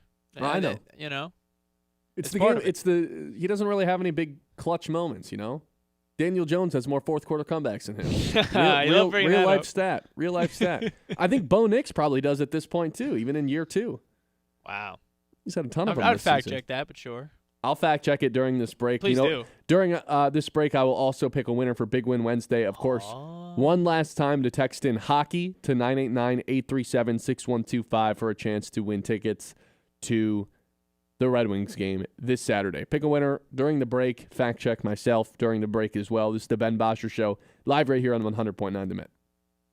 The Ben Bosscher Show, built by Bresky Siding and Building Repair on 100.9 The Mid.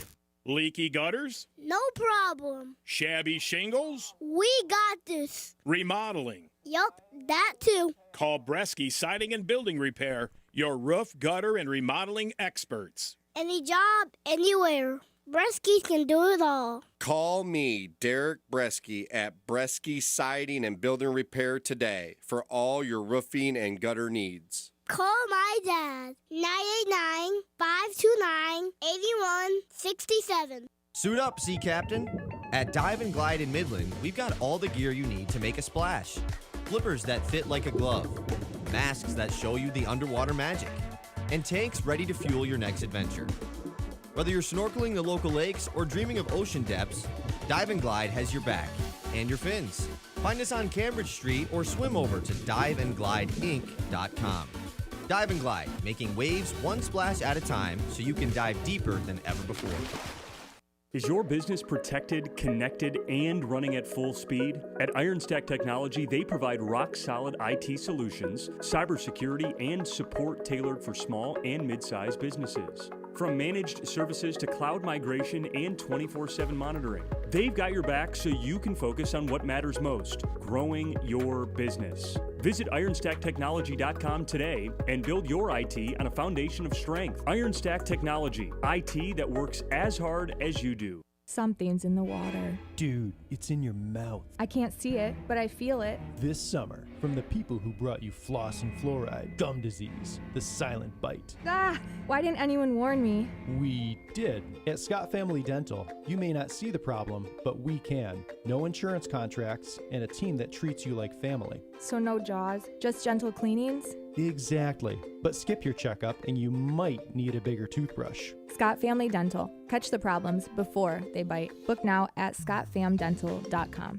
Hey, I'm Ben Bosscher. And I'm Kyle Sandel. And the two of us are live every weekday on 100.9 The Mitt at 9 a.m. until noon, giving you opinions on the teams that you care about the most. The Lions, Tigers, Red Wings, Pistons, those teams. And a whole lot more. Whether we're breaking down a game from the night before, debating the biggest news from the day, or doing a draft or spread picks, we're always having fun. I mean, come on, it's our job to talk about sports. How could we not be having fun? So if the big games aren't enough for you, if you're a real diehard fan, this show is going to be perfect for you. You can count on us to be your morning sports outlet every day. The Ben Bosscher Show with Ben Bosscher and Kyle Sandel on 100.9 The Mitt. From the hometown heroes to the college legends to the pros on Sunday, 100.9 The Mitt is your home for wall-to-wall play-by-play coverage. High school football, basketball, and hockey. Region champions for the first time in school history. Michigan State football and basketball. Touchdown, MSU! The NFL, Thursday, Sunday, and Monday night primetime games. And don't think we forgot about your hometown team. The Great Lakes Loons. That ball's over and out of here. 100.9 The Mitt. They tell us we're more connected these days. We have cell phones, email, text messaging, yet we've never felt more disconnected from the people we care about the most. We need a place that's all about bringing us together. Say hello to the Great Lakes Bay region, where towns like Saginaw, Midland, Bay City, Birch Run, Chesaning, and Frankenmuth help us leave behind the overscheduled world we live in and visit a place we haven't seen in a while. One where the people make us feel right at home. And we remember just how bright our kids' eyes get, peeking through a riverboat railing, just to catch a glimpse of the wildlife.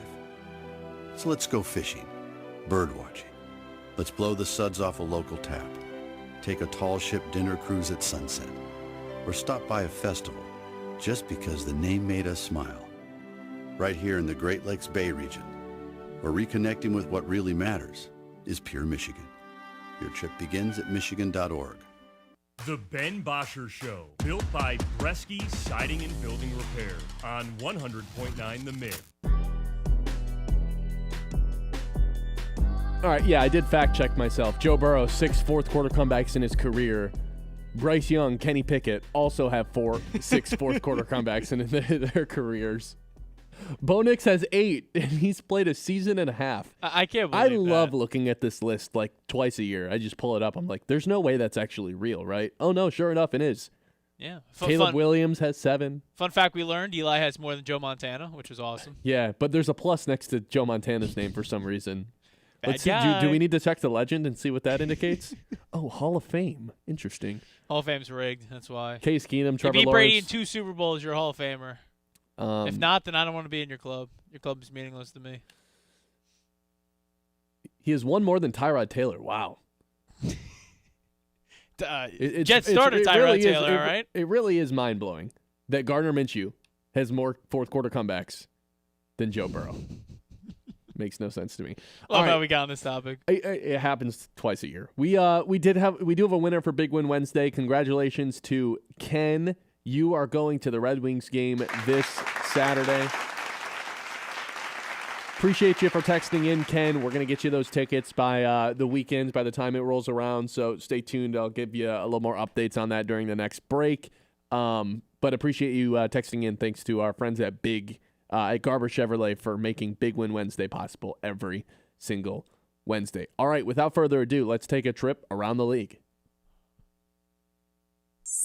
It's time to zoom out and go around the league. All right, we're going to list the top 10 quarterbacks with the most fourth quarter. No, I'm just kidding. We could. But you have it in front of you. I do. And you kind of gave it to me. Who do you think are the two highest on the list of active players? Oh, of active guys? Yeah. Ooh. Mahomes? Nope. Okay. Allen? No. Active guys. Just think about guys who have been in the league a long time. This is not what we're doing for Around the League. We'll just do this really quick. Sure. Man. Can I get a hint? 2009. He's been around since 2009. Fourth Flacco? most of all time. Flacco? No. He's been around since 2009. Fourth most of all time. Favorite to win MVP? Oh, Stafford. Yeah, you also gave me that during the break. I should have connected. Number 9 is someone who's active. You watched him play intensely for 3 weeks. Mr. Unlimited? Yeah. Dangerous. 32 fourth quarter comebacks. Wow. Pretty crazy. Yeah, he's, didn't have any as a love giant. this. This is my favorite portion of Pro Reference website ever. Good old Russ. All right, let's do Around the League. We're going to do quarterback baseball. Yeah, which I don't know what that is, but I'm excited for it. Kyle and I have done this one before, but I'm not sure if I specifically told you, do not look at this list. So I have a list from The Athletic that suggests that, or gives us the top 10, well, it gives us the top 30 quarterbacks in the NFL right now. What I need you to do is tell me who's 1, tell me who's 2. This is like a snapshot of right now. It has a little bit to do with, just how we view these quarterbacks overall. It's the QB Stock Report, Jeff Howe on The Athletic. Okay. You get 3 guesses for every spot. Okay. So you have 3 guesses to get number 1. You'll get a small hint after each strike. 3 strikes is an out. You got to get through 10 guys at least before you get to 3 outs. Okay. So who's the top quarterback on the list? Stafford. Man, on base percentage, 1,000 right now. Sheesh. Doesn't even take a strike. He's on second base already. Yeah, Stafford's the number 1 quarterback on this list. Favorite to win MVP, just putting up ridiculous video game-like numbers. Although did look a little old against Seattle this weekend. Oh. They got to him. How so? They got to him. All right. Under pressure, he was, we talk about Jared Goff under pressure. Stafford under pressure has been pretty bad this season too. He's just good at getting rid of the ball before the pressure comes. But Seattle got to him. All right. So now the second best quarterback in the NFL is who I have to guess here. Yes. Baker. Strike one. Is it Drake May? Hey. Oh. Oh, man, this is tough. I'm going to need a hint here. I'm in an 0-2 count. You didn't even ask for one. The hint is AFC. That's a bad hint, dude. Man. Allen? With a full count, he gets on base with a walk. Wow, all right. Allen Stafford, your first 2 quarterbacks listed. No outs. Still no outs. Okay. Who's number 3? Oh, man. Drake May. Strike one. Oh, so everyone's high. Everyone's not high on Drake besides you. Huh? That's crazy. Mahomes. Bases juiced. He gets Let's another go. hit. The All top 3 quarterbacks, Stafford, Allen, and Mahomes. Who's number 4? The cleanup hitter. A lot of pressure here. Bases juiced. Drake May. Thank you. I knew it was coming. Slam. Dude, I'm too good at this, man. No outs, and he's got 4 runs. Who's number 5?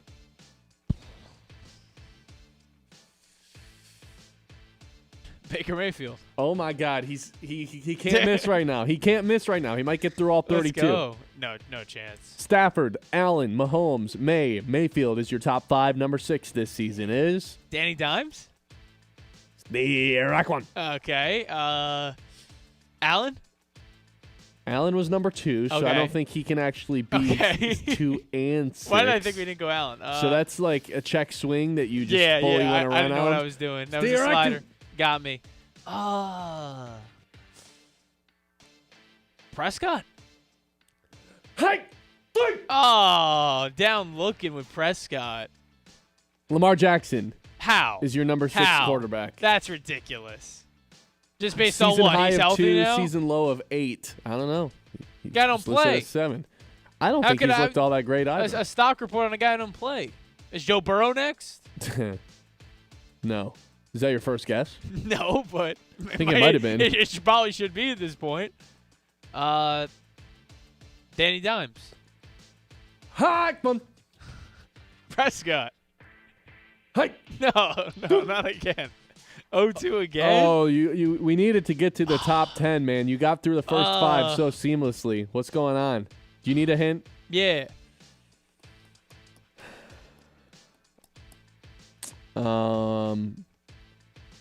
Your team, the Giants, play him the rest of the season.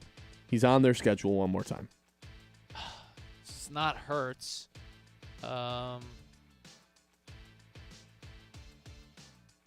The one more time might have been a little misleading. He's on their schedule. Okay. Yeah, so it's not an in-division guy. Well, it could be. Stop. 2-2 count. Who's the 7th quarterback? Fudge, man. Right. I'll just say Dak. You already guessed that. I already nice guessed try. Dak. Jared Goff sitting at number 7. That's ridiculous. That's ridiculous. After he's down, so that meant he was he higher. dropped 6 spots. He was number 1? Actually, I take that. He was number 6 last week. My bad. Okay, I was about to say, what kind of ranking are we looking at? No, he dropped 1 spot. All right, yeah, well, I wouldn't have gotten Goff in a million years. Stafford, Allen, Mahomes, Mayfield, Lamar, Goff got through the first 5 seamlessly. You got to get through 3 more to win this successfully. Who are the last 3 quarterbacks in the top 10? Dude, I'm taking your first guess for number 8. Dak. I'm taking Dak before Goff, bro. That's crazy. Another strike 1? Oh, my gosh. Hey! That's ridiculous. What? Hurts? Hi, All right, I need a hint. Am I in the AFC or the NFC? I'll give you a better hint than that. All right, thanks, man. Fresh off of a loss. Fresh off of a loss. That's not going to help me Think at real all. hard about this. Who lost? And since you have 2 strikes, I'll give you 2 hints. Okay. Season low of 17. I'd imagine that was week 1. Okay. If that tells you how they've exceeded expectations this season. Danny Dimes? High 3. He's out of here. That's 3 outs, and the game is over. That's tough. The answer we were looking for was Sam Darnold. Oh, my gosh. Jalen Hurts comes in at number 9. Justin Herbert comes in at number 10. What a terrible list. Jordan Love comes in at 11. Your boy Daniel Jones comes in at number 12. And finally, Dak Prescott at 13. That's insane. I mean, not to say I'm a Giant fan. I'm not a Cowboy homer by any means, but Dak is below Love.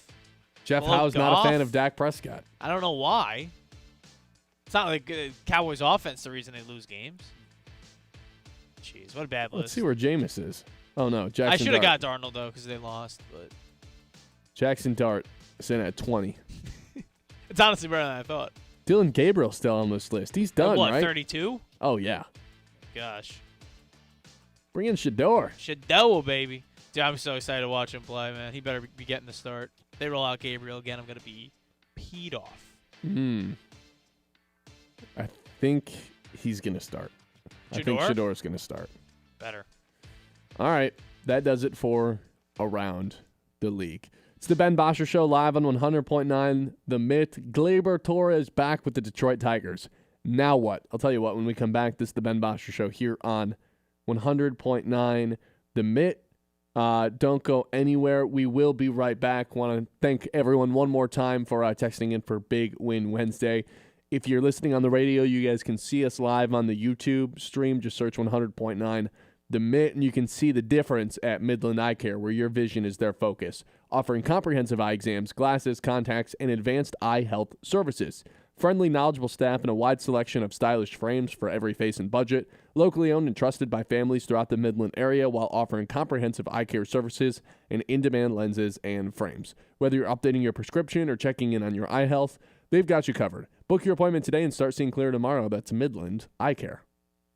The Ben Bosscher Show, built by Bresky Siding and Building Repair on 100.9 The Mid. Hi, I know it's late, but I just had a fender bender, and I wasn't sure who to call. You did the right thing. At Yiter Insurance, we're here for you 24/7, day or night, weekday or weekend. You'll always get a real person ready to help. Backed by Auto Owners Insurance. Life doesn't happen on a 9-to-5 schedule, and neither does Yiter. With trusted partners like Auto Owners, whether it's a claim, a question about coverage, or just peace of mind, you can count on us anytime you need us. Yiter Insurance. Your friends in the insurance business. Always on, always here for you. In every town, there's a team that brings us together. A team that stands for more than just the game. It's tradition. It's family. It's where we belong. Because this isn't just baseball. It's community. It's pride. It's home. This is the Great Lakes Loons, everyone's hometown team.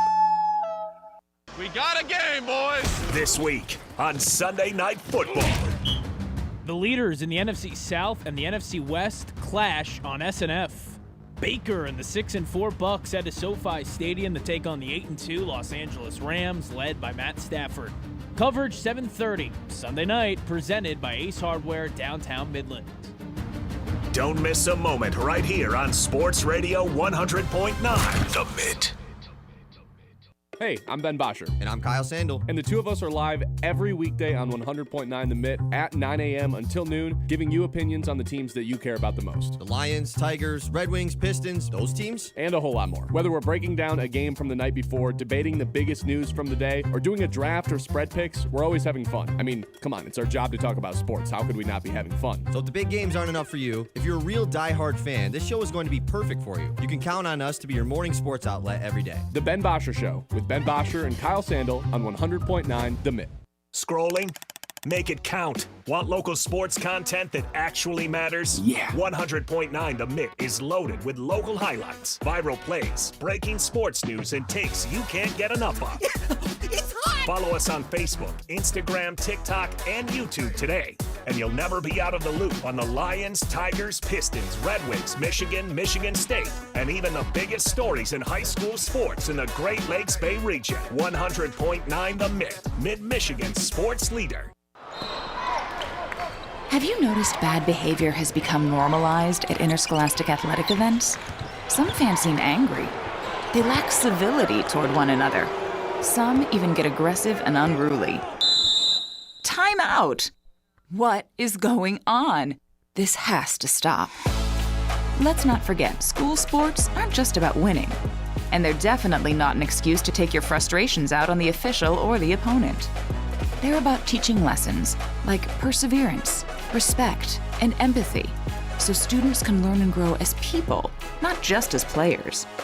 We all have a role to play in setting a good example for our students and teaching them these important values.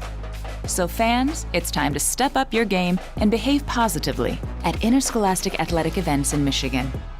This message presented by the MHSAA and the Michigan Interscholastic Athletic Administrators Association. The Ben Bosscher Show, built by Bresky Siding and Building Repair on 100.9 The Mid.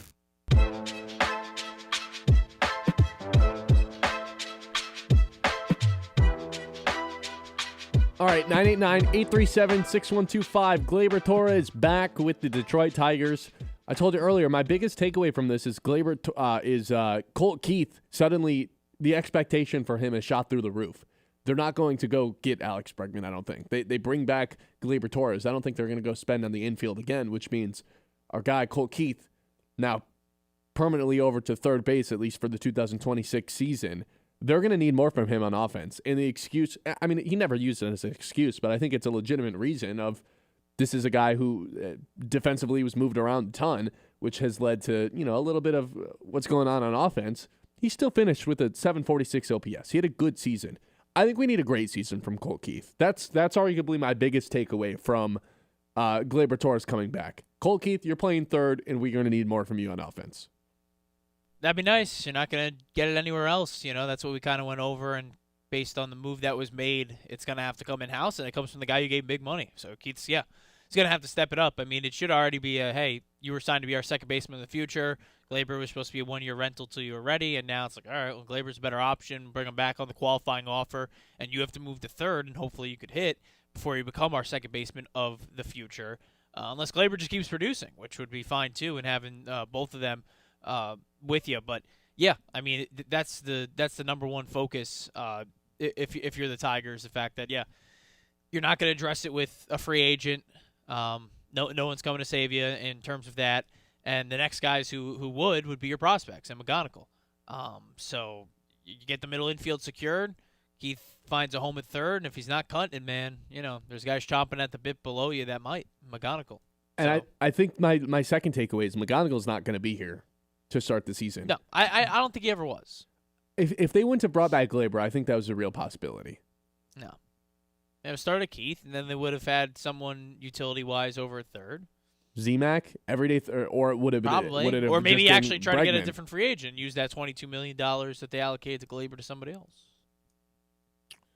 But yeah, I think it's officially now though. Like he's not going to be here to start the season. McGonigal, No. as excited as we all were, and he's the number 2 prospect in all of baseball. He's going to need some time in AAA, and I think they just screamed that from the mountain by bringing back Gleyber.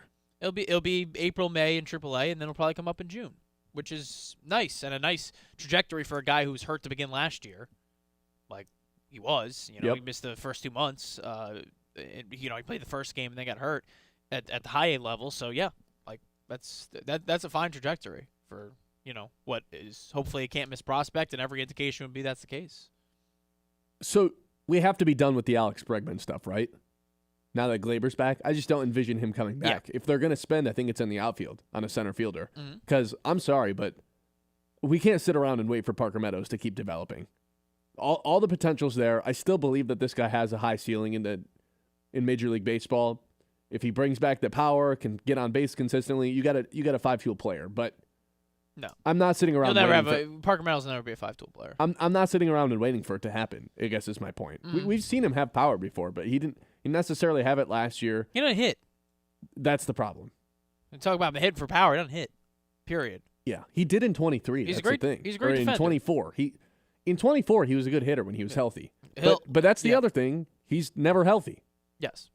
He'll have a spot on this roster. You need an outfielder like that, especially because Carpenter's not good in terms of playing the outfield and right. So you're always going to want a guy like Parker Meadows. But does he have a spot on the roster? Outfield. Or is this a AAA guy? He's your fourth outfielder. And who are the 3? Are you saying with Bellinger Green. or without? Okay, well, all right. So without Bellinger, it's Green. It's Perez. Wenzel is playing Sure. right. Center or Carey. Okay. Well, Carey can't play center. No, Carey out and right. Yeah, so then Wenzel Perez is your everyday center fielder? That's what I'm saying, man. Like so I if you would like to go get an outfielder. It's a combination of Perez and Meadows. So I'm saying, so he has a spot, and if Bellinger's there, then okay, it's Bellinger in center. It's maybe even Parker in right, Wenzel in right, Carp in right, and then obviously Green's your left fielder, and you rotate through those other guys. Meadows has a spot. He's just ideally not your starter in the outfield because he can't hit. He's a great defender though. But okay, but you're also great forgetting. base runner. I'm not claiming this guy's locked into the roster forever, but Jahmai Jones was a very valuable piece for this team too out in the outfield. That's a roster spot you probably want to save too. I don't know if Parker Meadows is guaranteed a spot on this roster opening day. He might be in Toledo. If they over Jahmai Jones?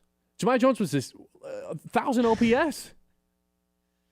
He had 1,000 OPS last year, John. What a downfall then if you're Parker Meadows. I know. And I'm not I'm not trying to sell you that Jahmai Jones How many is games the did answer. Jahmai Jones play in last year? I'd guess 40, 50. I mean, he comes in and just absolutely crushes left-handed pitching. Crushes it. So if Parker can't hit on either side of the plate, like I think he's probably just down in AAA to start the season. I think A.J. Hinch would rather have a guy in there he can just know brings in a pinch hitter late in the game and just crush a lefty. You know? Yeah. Why not? I would expect Meadows to be there instead of Jemiah Jones. But I'd be surprised. All health. It's all health. Yeah, that's the other thing. Two. Parker Meadows has not been able to stay healthy. There's 2 injuries this year, 2 injuries last year. He's always dealing with something, and it usually lingers on a little bit longer than you anticipated. And for some reason, the advanced metrics out in outfield, whether it's outs above average or some of they just don't grade out like they passed the eye test for Parker Meadows. I don't really have an explanation for that one. Mm-hmm. He grades out as a slightly above average center fielder. I watch him out there, and I think he's one of the best in baseball, but the advanced metrics don't say that. Yeah. Why do you think that is?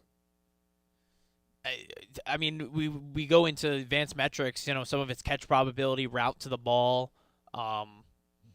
You're not that you're nitpicked, but like some guys sliding, diving plays, other guys are able to run underneath it without that needed. I'd have to look at what metric you're talking about in terms of why he might be, valued, less than others. But like, he makes spectacular highlight reel plays. I mean, I guess it was more so the year before than last year in terms of what we saw. But robbing home runs, this and that. I don't even think he makes the highlight plays very often. He just makes the simple plays look easy. He did 2 years ago, so maybe that's the metric that's going against him. That the ones that aren't out of his range, but other outfielders, sometimes he's not making those anymore. No, I was saying he doesn't make the highlight plays because what would be a highlight play for every other outfielder, he just gets under them fairly easily. Okay, so the inverse of that. Yes. He's just so fast that, okay. But then, so then whatever defensive metric says that is kind of a BS one. Right. I just, it's one of those ones where I don't think the eye test necessarily matches up. And Riley's the opposite. He makes all these phenomenal plays out there on a nightly basis. And it's like, okay, but anyone else probably gets under these fairly easily. Yeah, you're saying he's got a hitch in the wagon. When Green, it's because he made a diving play. It's like, another outfielder wouldn't have had a dive because Green had to. But Green comes up with it more often than not when he does have to lay out for it. He likes getting on SportsCenter top 10. Can't blame him. Ain't nothing wrong with that. Who doesn't? He's your franchise That's everyone's player. dream, right? That'd be nice. It's everyone's dream, right? Get on the SportsCenter top 10. Maybe a generation ago. Now, oh, come on, that's still a big deal. I guess. I like how you go back and forth on this. By the way, on what? When have I ever been out on SportsCenter top 10? I don't know. When the Whitecaps did it, when Murr did it. Who else? Why would I have been mad about that? I think you were. No, that was a great play. I was. I'm trying to think back when you were out on it. Who was it? Maybe never. You're making things up. Oh, man, I gotta think. Yeah, I don't know. I'll take the L. There's someone you were like, is it what it used to be anymore? No, I think you're making things up. I think it was Murr. I really do. Which, hey, I'm fine with. Whitecap slander all day in the chat, But defending Midwest League champs, it's kind of tough. I don't think they'll have a 27-year-old average roster anymore, so there I don't it hate is. them as much. There it is. Hopefully some of those guys are actually helping the big league club. Maybe, or they're just all stuck in AA forever because Tigers really value these minor league baseball championships for some reason. Wow. But came around to a slam. But Gleyber's back, I guess, that's ultimately something to celebrate. Of course. There's no reason to be like, oh, well, now they're not going to spend elsewhere. They still might. They tried to sign Bregman last year, even after they signed Torres. Like, remember, they got Torres in December last season, and Bregman was down to the wire up until, February and March. So they might go do it. Right now, they're 17th in spending for 2026 payroll. I just think if they're going to spend, it's going to be in the outfield. Yeah. Again, this shouldn't be a deterrent, right? Like we talk about, especially because it's 1 year. Other sports where it's salary cap, or things like that. It's like, they spent $22 million. Maybe they will. They should, right? If you didn't sign Gleyber, if you did sign Gleyber, just spend more money, right? That's at the end of the day. I'm a broken record with it, but yeah, that's what it is. Like this shouldn't have any impact on that at all. It probably will, but it shouldn't. The Tigers right now are 17th in spending across the league. Mm-hmm. They're second in the AL Central. Do you know who's ahead of them for 2026 payroll? Oh, I mean, I'd imagine Cleveland is just a little higher. Kansas City. But yeah, I was about to say with Witt's contract, maybe it's the Royals. Definitely ain't the Twins. Definitely ain't the White Sox. Is it Kansas just because City. of Witt's contract? Who else would they have signed to put them over? I think it's just Witt's contract. Yeah. Well, pay your best player, Good for them. All right. All-star, superstar, Bobby Witt Jr. Hopefully the Tigers do that with Tarek Skubal. What would you set the betting odds at right now? I'd say like plus 160 that Tarek Skubal's back. What do you mean, that he gets a long-term deal? Yeah. Plus like 400. What are you, Oh, nuts? you think it's totally off the table? Yeah. Hmm. In terms of him getting that, yeah. In terms of him getting top dollar, Boris is his agent, dude. By the way, too, if you want Belly, guess who represents him? Boris Scott Gorp. Boris. Boris Gorp. 989-837-6125, 11 o'clock hour on the way here. Ben Bosscher Show. We got a guest coming in. We got more news to get to. We've got our two traditions to close out every show. If you are listening in the car, go ahead and search up 100.9 The Mid on YouTube. Hit that like and subscribe button. We would appreciate it here on the show. Still a lot to recap. Huge night in sports last night for the teams that you guys care about. Wings, Pistons, Michigan State, all picking up wins, all sitting at first place in their divisions. Michigan State, it doesn't really count yet because Big Ten play hasn't started, but still undefeated. Nonetheless, it's the Ben Bosscher Show live right here on 100.9 The Mint. The Ben Bosscher Show, built by Bresky Siding and Building Repair on 100.9 The Mid. Detours driving you bonkers? Ideal Party Store's got your back with a Detour discount. While the Lafayette Bridge is closed, enjoy 10% off select craft beer 6-packs and 10% off 4 bottles of select wine, 750 milliliters or more, with 2 great locations, 908 North Johnson on the east side and 401 Salzburg on the west side. Ideal Party Store makes every detour worth it. Serving Bay City since 1934, we're here to make you the life of the party. Let's go! Get him going! Mondays this football season when you want the NFL. It's right here. Let this thing happen. Come on. We've got Monday Night Football all season long. We got a big one coming up, guys. Bryce Young, coming off a career game, brings the Panthers to Santa Clara to face the 49ers. M&F coverage 7:30, presented by Ace Hardware, downtown Midland. Right here on Sports Radio 100.9, The Mint. I'm Ben Bosscher, and here's what I think. I think we're nearing the end of the Jonathan Smith era at Michigan State. I think Scott Harris trading for a half dozen pitchers at the trade deadline is officially a failure considering how the season ended. I think the Detroit Lions are going to give the Packers an astronomical revenge whooping on Thanksgiving later this year. And I think you should listen to the Ben Bosscher Show, weekdays from 9 to noon, presented by Bresky Siding and Building Repair, if you agree or disagree with anything I just said. Scrolling? Make it count. Want local sports content that actually matters? Yeah. 100.9 The Mint is loaded with local highlights, viral plays, breaking sports news, and takes you can't get enough of. It's hot! Follow us on Facebook, Instagram, TikTok, and YouTube today, and you'll never be out of the loop on the Lions, Tigers, Pistons, Red Wings, Michigan State, and even the biggest stories in high school sports in the Great Lakes Bay region. 100.9 The Mint, Mid-Michigan's sports leader. High school sports don't just happen. There's a ton of work that goes into every single athletic event. And we have our school's athletic director to thank for a lot of it. Thank you. For scheduling officials, so I can always play the game I love. For ordering quality athletic equipment, so I can stay safe on the field. For mentoring my coaches, so they can be the best role models for me.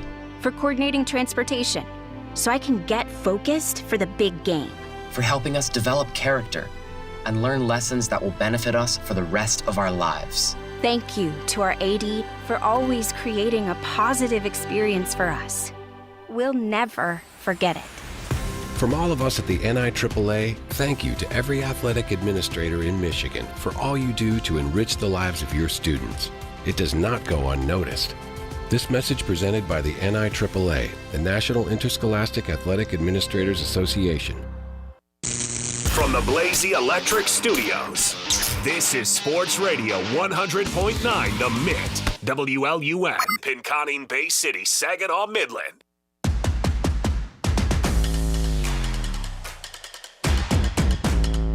All right, welcome back into the show. 989-837-6125. The Detroit Lions obviously struggled on 3rd and 4th down. on Sunday against the Eagles. Is that something that's fixable? We went through all of the fourth down attempts earlier, whether it's the fake punt, trying to run it up the middle with Jahmyr Gibbs, and your left side of the offensive line just absolutely pulls their pants down and just gets destroyed. You've got all these passing attempts where Jared Goff's just inaccurate or completely misses Brock Wright wide open for a touchdown. I don't think this stuff is at a point where it's not fixable. But I think the biggest detriment that the Lions had was Jared Goff was under pressure early. He got hit early, and then he was just rattled the rest of the game. Is Jared Goff one of these guys to where if you can get to him in the first quarter, he's just a completely different quarterback the rest of the game? Sunday at this point, 3 days ago, the answer to that would be yes. Now, we've seen games in the past where he stinks it up for 3 quarters and pulls out a win out of his butt, like last year against Houston. But I think if he's getting hit consistently at the beginning of the game, this year that's just not changing with the offensive line. So, is it fixable? Yes, I suppose. I don't think it's the play calling, I guess, is my big takeaway from it, other than the fake punt, which I just think Campbell needs to retire the fake punt. A trick fake punt, on the other hand, though, maybe catch a team off guard like that. Oh.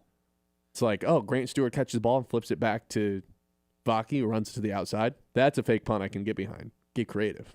But it was just too straight for you, you know? Philly sniffed it out right away. Yeah. They collapsed immediately. That's the only one I put on Dan Campbell. The rest I thought was on either the offensive line or Jameson Williams not catching a bad pass, but one that hit him in the hands nonetheless. And Jared Goff just being rushed, you know? And that's partially the offensive line, and that's partially Jared Goff was just never in a rhythm on Sunday. It's for a lot of different reasons. Well, we talked about it in your previous segment, but now you're saying, not as much on play calling. I thought play calling was the main issue in terms of just that they tried to run it and couldn't. They only ran it once, though. Okay. And on that 4th and 1, they got stuffed. Yeah, and the fake. Now, if of the 5 attempts, running the ball once is fine. But I do think there needs to be a shift in terms of the mindset of, hey, on these 3rd and 2s, 3rd and 3s, like you can't just line it up with the jumbo package and run it right at Penei Sewell anymore. The offensive line's not good enough. The rest of the guys are not up to standard. Like, air this thing out. Spread your guys out. Put the double running backs in. Let Jahmyr Gibbs kind of cook out of the slot. And just spread everybody out. And it's a little bit tougher to do that with no Laporta because that's a guy you can line up as a receiver. Brock Wright, you don't necessarily want doing that. But here's the room for Isaac Tesla and Khalif Raymond to kind of take a step forward. They didn't do that on Sunday either. I just think there needs to be a philosophy shift rather than a schematic shift of like, okay, we're no longer this power run team that can run it down your throat whenever we want. And we have to accept that and look in the mirror and say that that's okay because we have a talented quarterback who's good at dissecting defenses and picking stuff up pre-snap. That wasn't the case on Sunday, though, which was problematic. Yeah, you're talking about schematics and then being more pass first. If it's a quarterback who gets pressured in the first quarter and can't adjust through that, do you want to die on that hill more than Gibbs and Montgomery? Like that's just my hold up there. You can still get those guys involved in the passing game, though.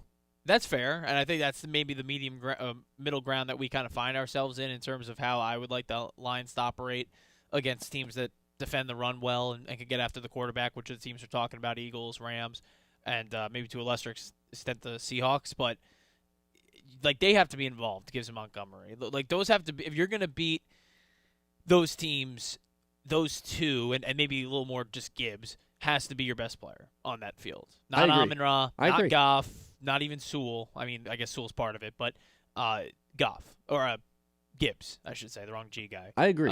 So that has to be part of the offense, whether it's swing routes or just a short pass game with him. But you have to get him involved. You can't you can't abandon the run and let Goff stand back there, and he's just not good enough, in my opinion, to face consistent pressure, which he's going to get regardless. I don't care, Lions offensive line. If it's Rams Eagles, Stafford's going to get pressured a bit. Hurts is going to get pressured a bit. Yeah, so that's what it takes to get out of the NFC. You need a great pass rush. So you need to be able to work out of that. Goff's probably the worst of that trio in doing that. Oh, Darnold. Then you have to. Well, then for extending it to 4, then yes, Darnold. But if it's a 3, then Hurts and Stafford, then it's Goff. But if it's what was it? Yeah, for you got to just establish the run. That's got to be a key tenet of this offense. And you just can't abandon that. And hopefully they can get into a rhythm against inferior opponents and build that confidence back up that they could do that, because they couldn't against Philly. I just don't feel comfortable, and it goes back to what we were talking to with Goff throwing it 35 times a game and you winning, especially if a little bit of pressure is just going to completely turn around his performance, which is what it was on Sunday. He never looked comfortable. He didn't deliver good balls. Some of that's playing in the cold. Some of that's just the pressure, and it was the disastrous mix that we saw. Yeah, because the funny thing is, like, Philly wasn't even blitzing all that often. No, they didn't get a rush. Brian Flores is the one that, like, got to Jared Goff via the blitz, and the interior of the offensive line couldn't communicate enough to pick up on the blitzes and pass guys off. Philly just did it with 4, which was kind of the scarier part, because it's like, I don't know how you fix that from a coaching standpoint. It's just a personnel thing. Our guys up front aren't as big as those guys. Like, even when Jared Goff wasn't getting pressured, there's tipped passes, there's just kind of bullying up front from Jordan Davis and some of those other guys on the Eagles' defensive line. I think the Sam Laporta issue was pretty apparent on Sunday against Philadelphia, because, again, you want to be able to spread everyone out. You want to be able to try to kill the middle of the field. Laporta was such a key contributor to that with 40 receptions this year, so second most on the Lions. Like, missing that guy is pretty detrimental, because Brock Wright's this nice second tight end. It's not someone you can, like, kick out wide and rely on a 3rd and 5 in that situation. Now, luckily, I think the Lions defense has gotten to a point where this is a top 10 unit in the NFL, and it's going to keep them in basically every game. They're not going to get blown out ever, I don't think, because this defense is good enough to prevent that from happening. If you're able to take away the run, you're going to be able to stay in games. Teams get a lead on you, they want to run the ball, can't do it. You got the Detroit Lions front 7 to go against. That's where I'm staying optimistic with this season right now. But there are, like, legitimate 7 or 8, 10 out of 10 concerns with the way that the Lions offense is set up, which is a shame considering how much talent is on this offensive line, or is on this offense with Gibbs and Laporta and Amon-Ra and J-Mo. It's crazy that a weak offensive line can just ruin all that. Ask Cincinnati. It's not that grim, but I don't know. It's some version of that. No, it's to go back to Goff, like that. It has to be a perfect offensive line for things to work. You know, and I don't want to make the direct comparison to Indy because Goff is better than Jones. But why he's thriving in that system is because it's a great offensive line, a team that can run the ball, and enough weapons. That offensive line takes an injury. In the case of the Colts, they're done for, just based on how Jones has operated in the past, how I've seen him operate. It doesn't feel like that with Goff, at least where it's like, all right, one injury, a retirement didn't kill it 100%. But, yeah, if the offensive line continues to lose pieces, it's just going to continue to hurt Goff. And there's a tier of quarterbacks, and we did that top 10 around the league, with the Athletic. Why I don't put them in that category is because if the offensive line does fall apart, other quarterbacks can be a little better with that. Every quarterback's going to struggle with non-ideal offensive line, but there's others that are better at adapting, and he's not in that class. That's always the concern, but that's always what we've seen. But it was okay because you had this stellar offensive line, and you still need to win with a stellar offensive line. But if things go wrong, there's not that adaptability. He just doesn't have that, which is why, again, if crap hits the fan, you got to just feed Goff and Gibbs and Montgomery. Like that's my mindset. You go down losing with them than with Goff, just trying to will out of what is consistent pressure. It's again, we're negative on this Wednesday, but just based on what we saw, you'll feel positive after Sunday when they look like world beaters. Yeah, when they run for 200 yards and everyone's like, Ben's an idiot for saying that they can't run the football. Well, yeah, but no, you bring up good points. I mean, you're not going to run into a bad, at least in the NFC, and that's what you have to get through, of the Eagles, the Rams, and the Seahawks. You're not going to run into a bad rush defense. You're just not. Are you with me that the unit you trust the most on this Lions team is the run-stopping unit? If I give you the 4 options of passing attack, rushing attack, run defense, pass defense, I think it's just the run defense has cleared everything. Correct. Yeah. There's not pushback with that. Just making sure. Yeah. I mean, I'm I'm surprised. I'm always pleasantly surprised by the secondary because of how banged up they are. Right. Right. And we haven't really seen that group fully healthy since the very beginning of the season. Like maybe it's a different combo when they're fully healthy, but they're not. So I also don't expect, and this is mostly just speculation, I mostly don't expect Kirby Joseph to play again. With the short week coming up, short rest, you got to play again on Thanksgiving. I don't see the point of bringing him in against this Giants team. No. You probably don't need him. No offense to your Giants, but you probably just don't need Kirby Joseph in this game. If he's close, just let him take off this extra game, and then we need him against the Packers because that dude owns the Packers. And that is, I am deeming that a must-win game. you should. Have to win that. 6-4. It's a must-win on Well, Thursday. at that point, you might be 7-4. You will be 7-4. Yes. Yeah. Are you 6-4 right now? I saw the playoff odds just dramatically go up with the win, like upwards of 80% if they win this game against the Giants on Sunday. But in terms of the 1 seed, or they're not getting the 1 seed, but in terms of home field advantage and winning the division, which I don't know, that matters to me. Not everyone, but hanging a banner matters to me. You got to win this game. You got to win on Thursday as well.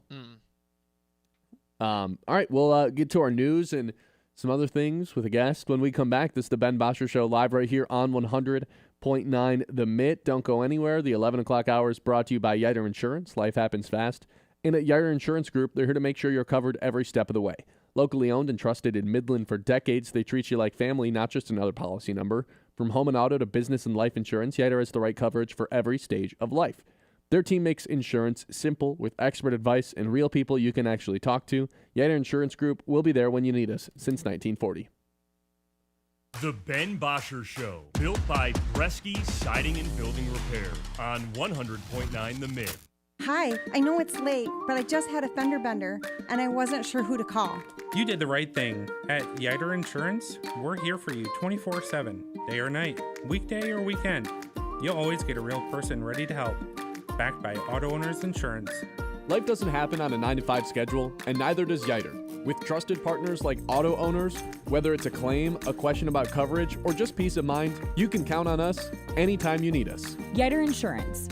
Your friends in the insurance business. Always on, always here for you. At First Class Epoxy Floor and Counter, floors don't just get coated, they get a makeover. Epoxy's so tough, it shrugs off spills, stains, and even your wildest dance moves. Garages, workshops, anywhere you want a floor that's smooth, shiny, and just a little bit sassy, they handle it all with style. No more boring floors. Get ready to impress everyone who walks through the door. Slide into durability and flair. First Class Epoxy Floor and Counter, where your floors get the VIP treatment they didn't know they needed. I'm Sarah Stockford, host of 100.9 The Mitt Success Suite, a podcast highlighting the most inspiring female leaders across the Great Lakes Bay region. This month, we spoke with Sharon Mortensen, President and CEO of the Midland Area Community Foundation. Well, a couple things I'll mention. One I'm really proud of is the work we've done on post-secondary education, because when we think about what really transforms an individual's life, it's education. That makes such a difference in the ability to be able to have a livable wage, to be able to contribute to your community, to be able to give back. So the work that we've done in the post-secondary space, because we give out a lot of scholarships, but when I got there, I went, it seems like we're just a processor of scholarships. I want to be a promoter of education. Yeah. Listen to the full episode on YouTube at 100.9 The Mitt. Subscribe and hit the notification button to be alerted when new episodes drop. That's Success Suite with Sarah Stockford. Let's pick out a good wine. Let's discover a new taste from a new place. Let's meet the people who handpick the grapes in places dedicated to the craft, in a land that only knows one way to grow things, rich and full. Welcome to Michigan, where the 4 seasons and 4 Great Lakes smile on the winemaker, where the quality of the wine is exceeded only by the warmth of the greeting waiting for us. And with more than 90 wineries, covering more than 13,000 acres, the harvest has never been better. So let's wander through lush vineyards, discover hidden treasures in vast cellars, and renew ourselves in comfortable tasting rooms. Let's all raise a glass. Let's gather our closest friends and become even closer. Because taking time to toast the beauty and bounty of life is pure Michigan. Your trip begins at michigan.org. The Ben Bosscher Show, built by Bresky Siding and Building Repair on 100.9 The Mid.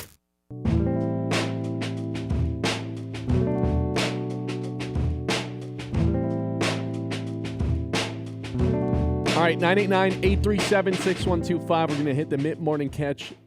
Rendition number 2 a little early today. John, take it away. The Mits Morning Catch. Hello? There we go. Oh, there Dude, it is. it's the hardest thing to transfer from you to the mid-morning catch graphic. It's just too many clicks for your boy, so I need a little time. Kyle does it so effortlessly, but your boy, he takes a little.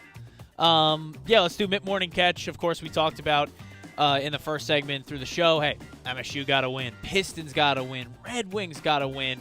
But we've talked about that. Let's get to some things that we didn't in our first mid-morning catch, and we'll make it a little NFL-focused. To start, news coming through that Shedeur Sanders will start Sunday for the Cleveland Browns against the Las Vegas Raiders. For Cleveland, yeah, it's the right call. Starting Shedeur, we've seen what Dylan Gabriel can provide. He's also coming off that injury in the game against the Raiders. This is as soft as a landing spot. Now, ideally, as a guy who's an advocate for Shedeur playing, I would have liked his landing spot to be the Jets after a bye, but their landing spot of the Raiders on a short week coming off that loss against the Cowboys, I don't think it's the worst. It's definitely a game that I'm going to have my eye on this week. You know, maybe we'll do storylines tomorrow. Shedeur's going to be high up there against the Raiders in a game that really is for draft position between two bad teams. Yeah, when Shedeur came in, obviously, like, focus kind of went to him on Sunday. My genuine, honest take on it is he sucks. He was really bad. It's one game, not even a full game. No prep with no run with the number ones. How about this? He sucked in that game. Correct. He did not look athletic enough to escape anybody. He wasn't throwing passes that were very catchable or accurate. That's part of the 4 for 16 performance. Sure. I think there's a reason this guy was a 5th-round pick. And part of it was maturity issues because he was telling teams he wanted to be the president of the United States. Oh, wait, that's LaMelo Ball, sorry. And I saw that headline, too, and I was like, that's not real. Oh, it is. And then I clicked it, and I was like, oh, my gosh. Yeah, Zach Lowe, I was listening to Zach Lowe's podcast this weekend. He had one of the Athletic Minnesota writers on. They're like, yeah, when they were interviewing LaMelo Ball, they asked what he wanted to do after basketball, and he said he wanted to be the president of the United States. And they were like, we're good. No, thank you. I'll say this. What's wrong with that? We've talked about The Rock having political aspirations. Stephen A. Smith, why can't a former athlete? Jim Tressel's the lieutenant governor of Ohio. I don't know, man. All right. I think it was more so after you're playing. He didn't say, "Hey, I'm gonna during the offseason." I think there's a difference between someone coming in respectfully and being like, you know what I want to do after I'm done. I want to make a change in this country. In an ideal world, I'm the president of the United States, so I can do it like, you know, and list all the reasons you want to, like, make the world a better place, make the country a better place, fix all these problems. I bet you he was just like, with all his face tats and his arm tats and so the presentation was the problem. And his grill, he comes in, I want to be a president of the United States. I hate LaMelo Ball. I can't stand him. So it's the presentation, huh? But if he didn't have face stats, he'd be all right. I don't even know he has face stats. Oh, he has face tats. Really? He's tattoos everywhere. On his face? I'm just not. I don't think LeVar would let that happen. I'm not a big LaMelo Ball guy. I think he's super immature. I mean, there's videos of him driving his go-karts around in his apartment. Dude, he's a rich 20-something-year-old. They all do that. Not Cade. Not my boy Cade running Not him. Cade. Well, you know, it's too cold in Michigan to have go-karts in your house. He does not have face tattoos. You're such a liar. He's got neck tattoos everywhere, though. Same thing. That is not the the same Timberwolves thing. didn't like that. I don't know. I think him and Shedeur have similar maturity levels, I guess, is where I was going with that. What's next in the news? Two great dads, too. Yeah, I guess. One actually, like, had success in his profession. The other just talked really loud. He never lost in a one-on-one. People forget. Other NFL news. Let's keep this train going with obscure stories. We're kind of talking about this off-air previously because I didn't realize that Abdul Carter missed the first series against the Packers defensively. Well, all right, Abdul, you know, maybe have a quiet week. Don't do anything that'll bring you in the news. Nope. him and Cam Scadaboo were on Monday Night Raw. They confronted the Judgment Day, Dom Mysterio versus Scadaboo, which, that got me going. Question for you, because, of course, the New York media did not like that. Giants fans didn't like that. Winning would be the deodorant. If they were winning, hey, go on Monday Night Raw. But when you're losing, don't do that. Thanks. Jalen Brunson can. Cam Scadaboo and Abdul Carter, you cannot. If Hutch did this last year, he's hurt, would you be all right with it? Hutch is the knee brace, but he's on Monday Night Raw. Oh, yeah. Gibbs did this last year. Gibbs is fine. I'm saying a injured player, because that was kind of the pushback with, like, Scadaboo's hurt. He got into physical confrontation where he knows he's going to get into one, but Oh, he's still I'd hurt. be out on that. I'd be out. I wouldn't like that. Yeah, like if it was Hutch injured. I'm not saying, okay. I didn't have a problem with it. I have no problem with them going to it. Yeah, like But Scadaboo's I don't trying care to, if they're winning or not. You can go to a Monday Night Raw and have fun on a Monday. Sure. It's your off day in the NFL. Yeah, and people forget too with Scadaboo, he's not this first round pick, man. Like they didn't draft him to be running back one.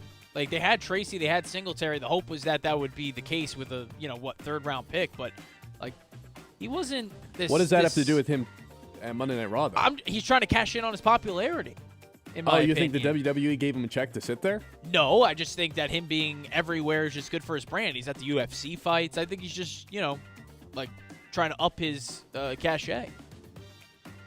I suppose so. Like, there's no guarantee he's going to be a good NFL player. I hope he will. But I think he's. Was there not enough evidence the 5 weeks he was a starter that he's going to be a good NFL player? I think so, but he doesn't have necessarily the explosiveness, but it doesn't really matter because he runs with so much power. He runs right at guys rather than tries to avoid them. Correct. But there It's you fun. go on Raw. Another NFL story. Wait, what happened on Raw though? I'm just kidding. Dude, a lot. One of my favorite shows. I caught some highlights. Dolph came back. I saw that. Are you kidding me? Cena's last And match. he took a pin by All right, well, we don't talk about that, but what's his name? Solo Sikoa. yeah, but Dolph's back. Maxine Dupree won a title, an MSG moment for Maxine Dupree. Always a fan of her. Cena's last Raw. Cena's last match. Yeah, it was a lot. Another story. You brought this to my attention off air, but Bill Belichick was spotted at a cheerleading competition in Raleigh, North Carolina. There's nothing wrong with that, except for the fact that he was supporting his girlfriend Jordan, who's of college age, but she's no longer in school. It was a co-ed adult cheerleading team. He's not locked in, man. Adult. Well, I'm not even worried about. It's one thing in North Carolina, him being a coach, all that we get. Adult cheerleading, in or out? Out. What? Out. Who's the fact that he went as a spectator to support this woman? Get this guy the hell out of the head coaching chair at North Carolina. That's egregious, man. Now, what are you doing? Now, comparison here, because I know the Mitt had a very mid basketball team in a rec league. Okay. Co-ed adult cheerleading team, adult basketball team, same thing, or nope, not at all. I don't. What are you even saying right now? I'm just out on like. Are you out on cheerleading past the age of because there are professional cheerleading teams, NFL. Sure, but this didn't seem like that. This just seemed like a bunch of people tumbling and rumbling together for fun on a random Monday night. The pictures are great, by the way. Bill's just sitting there. Her hair is also crazy. It's like it's not even like 80s style. It's like massive. She's crazy. How about she's just crazy? Well, sure. And he's crazy for letting this linger on as long as it has. To each their own. He's in love, dude. He's in love. Then stop coaching a football team into the ground. Wow. You can't balance both? Clearly not. Oh, they have man. 2 wins. That's tough. Other breaking news, not worthy of the sounder, but NFL related. Michael Penix is going to undergo the season-ending knee surgery. There was belief that he was going to, and it is going to be the case. So Atlanta will not have Penix for the rest of the year. That It's tough, just came man. down from It's tough. Adam Schefter. All right, give me odds that he starts another game for the Falcons. Penix? Yeah. Well, we're expecting Atlanta to go first round quarterback again this year. They don't have a pick this year. Oh, so then 100%. Okay. Who are they going to get? I don't know. Go get Rodgers? He kind of stunk. They're going to go get Dangerous? No, you're right. They don't really have an option. Yeah. He just kind of Rodgers would be very intriguing. If he wanted to play another year and he didn't want it to be in Pittsburgh, go play with Drake London, go play with that Bijan moves Robinson. the needle, huh? I'm just saying, like, that's something to monitor. I think that's a better situation than what Pittsburgh's in right now. I just think Penix kind of, like, he wasn't very good this season. Look at all the weapons that they have. How many games did Bijan go off? How many games did Drake London go off? They didn't win. And their defense is good. Yep. I think that's mostly a Penix issue. There were some games that I've watched him play where I was like, oh, my God, you're missing guys by, like, 5 yards. Yeah, he was shaky. What are the odds J.J. McCarthy's the week 1 starter for the Vikings next year? That's gone about as poorly as you can imagine. Yeah. He's going to be their starter next year, too. I don't know if that's – I think it's a little bit more obtainable that they move on. Who are they going to get? Maybe Sam Darnold? No. Daniel but Jones? They at least have their first to kind of move around and try to do something, you know? Sure. They can try to fix Trevor Lawrence. Try to bring in – That doesn't feel like an upgrade to me. I'd rather try and work on JJ than Trevor. Yeah, you're probably right. It's just gone so poorly this year for JJ. All right, 989-837-6125. Anything else in the news? Sorry. No, that's it. I mean, I have some other stuff, but we got stuff to get to. So. Well, what's your other stuff? All right, final thing. I just thought this was funny to see if you can get it. Roger Federer, International Tennis Hall of Famer, first year of eligibility. Ben, where is the Tennis Hall of Fame, the international one? It's in the United States. I learned this morning, so I want to see if you can get it. Is it a major city or no? No. It's a state we'll talk about. It's not even a major state. South Carolina? Ooh. Rhode Island. Oh, wow. Yes. And Mary Carrillo got in as well, and she's a great broadcaster, former tennis player, too. So there you go. That was my final story. All right. I just wanted to see if you knew what the International Tennis Hall of Fame was. I know it was a thing. But the more you know. Did not know. I would have guessed overseas. Yeah, me too. I mean, it's international, right? All right, 989-837-6125. You hear the name. You'll meet the face when we come back. This is the Ben Bosscher Show, live right here on 100.9 The Mitt. Bright Smiles, you can see us right here on YouTube. They start at Scott Family Dental, where comfort care and clean teeth come at a standard. Locally owned by Brandon Scott, a native of the Great Lakes Bay region, the business is family-focused. They treat patients of all ages like kids of their own. From routine checkups to whitenings, crowns, and more, they've got the tools and the gentle touch to keep you smiling. Friendly staff, modern tech, and zero judgment, even if it's been a while since your last visit, so go ahead and show off those pearly whites. Scott Family Dental has your back and your teeth. The Ben Bosscher Show, built by Bresky Siding and Building Repair on 100.9 The Mid. Do we have any spray paint? Why? I need lots of paint. I'm going to paint the house. I don't think so. But it looks bad. Well, you can't spray paint the house. And then let's call Brexy Siding and Building Repair. They can do it. Is your siding looking faded, worn out, or just in need of an update? Call me, Derek Bresky, at Bresky Siding and Building Repair today for all your siding, roofing, and gutter needs. It is the Scholar Athlete of the Month, proudly presented by Fisher Companies here on Sports Radio 100.9, The Mitts. This month's recipient is Braden Schwartzkampf from Calvary Baptist Academy. With a 3.7 GPA, Braden is a two-sport athlete playing basketball and soccer. He owns a lawn business. He's in the choir, mock election, and wants to be a teacher for his career. Braden gained experience with Teachers for Tomorrow. I started to teach math and tutor kids in that class who were struggling. And then for grammar, I just went around doing spell checks, and I think I taught the class 4 or 5 times. I really enjoyed being able to help the kids out and just impact their life in a way. It was a really cool experience. Next fall, Braden will continue his academic and athletic career studying and playing basketball at Spring Harbor College. To hear the full interview and nominate a local athlete for our scholarship program, visit 1009themitt.com. Fueled by wonder and powered by science. At Dow, we're imagining better things for our customers and communities. It starts with our commitment to reach carbon neutrality by 2050, designing, building, and inspiring for the world around us. Because when we wonder, the things our world needs could be just one breakthrough away. That's Dow. Hey, sports fans heading up north? Whether you're gearing up for the big game, hosting friends, or winding down after a long day, Hops and Schnapps is your ultimate beverage destination. With one of the largest selections of beer, wine, and spirits in Michigan featuring over 1,000 options from around the globe, we're your beverage experts. Plus, our friendly team is here to help you find the perfect pick. Visit us in Standish, Grayling, and Gaylord today. Hops and Schnapps, raise your glass, raise your spirits. He got him! That's 3 of them! The Great Lakes Bay Region's home for Spartans basketball. Friday night sees an in-state clash. The Spartans host the Detroit Mercy Titans at the Breslin Center. Coverage on Friday night at 6:30, presented by Weiss Equipment. Every MSU game all season long. It's so fun to hear people chanting. Right here on Sports Radio 100.9. The Mitt. The Mitt.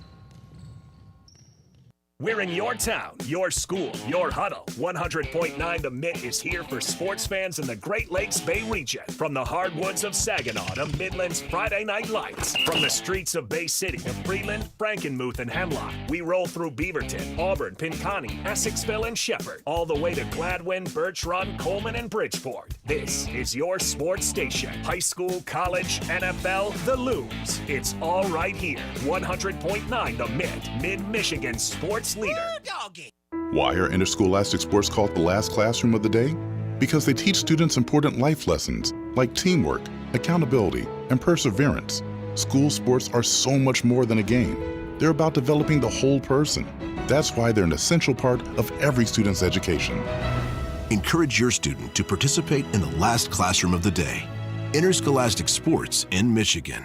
This message presented by the MHSAA and the Michigan Interscholastic Athletic Administrators Association. The Ben Bosscher Show, built by Bresky Siding and Building Repair on 100.9 The Mid.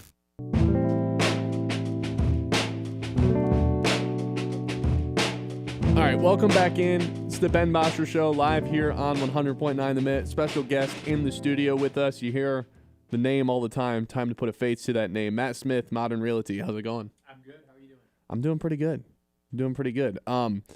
There's a lot to discuss, but you told me right before we went on, big Michigan fan. Yeah.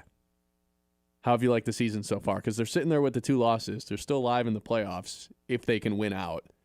Saturday wasn't very promising, though. Yeah. It's interesting. Although people are really hard on Michigan football right now and skeptical of where we're at, I feel like based on the age of the team and the tools that are in place, I think we're having as good a season as we could have expected to have. I think part of that's true because they are one of the youngest teams in the country for the starters. But I think after the first couple weeks, there was some expectation of like, oh, does this need to be raised up a level from what we thought preseason based on how that New Mexico game went? Then they absolutely pound CMU, and it's like, Bryce looks really good. And then I feel like it's pretty much been like this since then. Like I haven't seen Bryce get a lot better this season, and that's where I'm a little bit concerned. And the coaching stuff, some of the offensive identity issues are like where I'm like, what is this team trying to be, you know? Yeah, and it's interesting you talk about like the offensive scheme. I thought on Saturday, although we barely escaped with a win, I thought that the RPO game play was good, and I thought that looked promising. And the fact that we continue to have a strong running game will make that, potentially effective because people absolutely have to respect the run. So I think as they continue to develop that, I think RPO is where this offensive identity needs to go, in my opinion. It looked really good for 3 quarters. Like I was texting some of my buddies, like that's the best Bryce Underwood game we've seen. And then he throws 2 interceptions on RPO passes in the 4th quarter, and I'm like, oh my God, there's no way. You said you were a season ticket holder for the longest time? Yeah. What's the best game you went to? Oh man, it was absolutely our first win in ages against Ohio State. So that was the snowy day. I remember. What are we talking? 4 years ago now? 4? 2021. Yeah. So we hadn't beat Ohio State in forever. Mm-hmm. They kind of owned us, which is really tough position to be in. We're in Ann Arbor. I'm tailgating. It's cold that day. There's snow in the forecast. And the vibe through the tailgating community was, if we get this snow that's in the forecast, this could be the thing that really helps us in our offense against Ohio State. Just literally probably 20 minutes before game time, as everybody's packing up tailgate to head in, the snow starts to come. And the energy going into the stadium was just electric already, because here comes the snow. And I was at that game with my son, Briar, and I just will never forget, and I've got some really killer photos of him and I, selfies in the stands with, everyone out on the field as they rushed the field afterwards. But we had some Ohio State fans sitting around us, and it was so gratifying to see them be dead silent and their jaw on the ground as our offensive line just owned the day. I mean, that was a big deal. I forgot about that everyone rushed the field after that game. Because I remember where I was. I was actually in East Lansing during that game, watching it with some of my Michigan State friends. Yeah, because we were going to go to the Michigan State game, and I think their season wasn't over by then. But I remember I was like, I'm not going into the stadium yet, guys. Like, I have to see how this game plays out. And one guy was nice enough to wait around with me, and I'm like freaking out. I'm like, I can't believe they just got it. And everyone's like, you know where you are, right? And I'm like, I know. I got to calm down a little bit. But yeah, I think this season, it's all going to come down to that Ohio State game, as it typically does. So if they can beat that team, we were talking about this earlier, they're probably in the playoffs, but based on how the playoff rankings came out last night and how far Alabama dropped after a loss, and like the Oregon USC game this weekend probably going to be a determining factor too. Like, I think prior to last night, if you would have said, hey, Michigan wins out, beats Ohio State, I would have said 99% chance they're in the playoffs. After last night's new poll, where they don't move up at all again, I think I bumped it down. What I say earlier, John, like 70%, 65%, slightly less confident, even if they beat Ohio State, that they can get in. I would imagine so, but there's a lot of good SEC schools this year. Yeah, and I guess what I would say to that is, after a lifetime of being a college football fan, watching polls and then the advent of the playoffs and watching how some of that has gone down and who got in and who didn't get in, I don't have any confidence in that system at all. No. I'm just still very weary of that, unless you're dominating and you're going to be in. Other than that, the politics and potentially all the other things that play into it, I'm like, you got to play the season, let it play out. And if you get in, you got to take advantage of that and try to maximize that opportunity. What was the best playoff format? The BCS, the 4-team, or this new 12-team?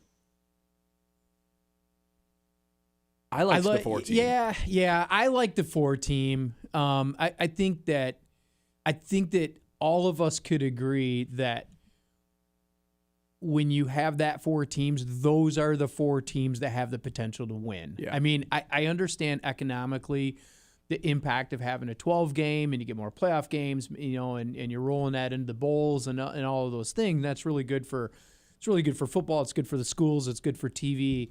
But the teams that are outside of that top 4, we all could probably honestly say they don't have a shot at winning this thing. Because that last year, the 14 playoff where everyone said Florida State got screwed because they got the undefeated season, that was the first year I was like, there's more than 4 teams that might be able to win it, but there was only 5 or 6. Yeah. And then they jumped all the way to 12. And it was like, okay, that seems like a bit of an aggressive step forward, but that's where we are now. I agree. And this college football playoff, I think, is so different than like March Madness and collegiate basketball, where a team can get hot and make a run that you never would have thought would have been, have an impact. And I think that just the nature of the sport makes that different, and it makes me even more confident in saying that the top 4 teams, that's probably really your top 4 teams. Yeah, I mean, we were talking about this earlier too, because they make sure that group of 5 school gets their representation too. It's like that school has changed every single week for the last 5 weeks. Whoever ends up being that group of 5 school,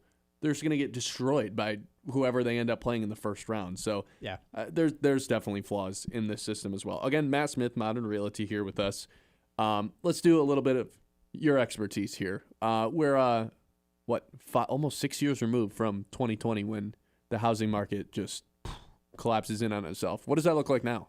Yeah, so things have definitely plateaued in terms of market prices. We've seen a lot of stability in the prices where for probably 18 to 24 months, we watched just a steady, the data points were just going up, up, up, up, up, up, up. And it was really challenging, especially for appraisers to kind of keep up with that market and give good, appraisal and market data to what homes were worth, because it just was on such a steady incline. And people have talked a lot about the housing market dropping back down to where it was.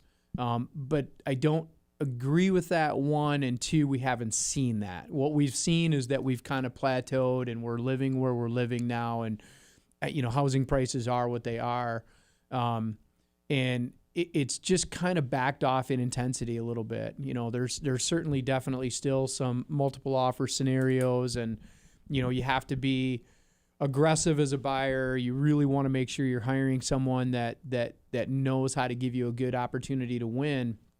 But the intensity is a little bit less, where you might not have to write an offer in the first 24 hours. You might have a day or two where you can go, man, I really want to just go home and kind of digest this a little bit and think about what I want to do. So that's nice, and it's comforting from the standpoint of representing buyers. Is this a busy time of year? People trying to get new purchases in before the winter rolls around? Because I can't imagine people probably still buy houses in the winter. It's probably a little bit more difficult to move. So is this kind of your busy time? Yeah, no, it's not our busy time, because again, moving in Michigan, presents its challenges when we have snow on the ground and things like that versus, spring and summer. However, what I will say is that if we look at it from a very micro standpoint, in the microeconomy of Midland County, and this does extend even into Saginaw County and Bay County to some extent, but we've got such large employers here like My Michigan Health and Dow, DuPont, Corteva. Those type of people, they're moving employees in and out of the community all the time. And so that means that when someone's transferring in or transferring out, they got to buy and sell a home when they got to buy and sell a home. Whether people traditionally think that the Michigan market is May, June, July, that doesn't matter when you got to move because of a job. And so we see a little bit, I feel like we see a little bit more of that because in this microeconomy, we have those employers that are moving people around. What's your favorite part of the job right now? Oh, man, absolutely. My favorite part of the job is the relationships that I build. It really goes back to the days when Julie and I owned the gym. And that was my favorite part of being in the gym every day, was just the face-to-face interactions and meeting people and getting to know them and forming those relationships. And those are now lifelong friendships. Even people that were in the gym with us 15, 20 years ago, they're still people I talk to all the time. And the same thing holds true in real estate. Like, these are people that I go to lunch with now, even long after the sale, or, run into them at the grocery market or at a ball game or whatever. And it's just really cool to be in a business where relationships matter and people still value that relationship that they have with the person that they're working with. So what would you say to someone like me, hasn't bought a house yet, early 20s? It's like you kind of think about it, but that's kind of a scary thing to commit to doing. What would be your message to that person right now? It's funny. Sarah and I just had this conversation before I walked in the studio. That's perfect. And you're prepped. Yeah, no, it's 100% get your ducks in a row. And what I mean by that is, jump out on Credit Karma, take a look at your credit score, see where your credit score is, make sure you're protecting and taking care of that credit score now, so that when you're ready, that's not an obstacle or limits you in the programs that you qualify for.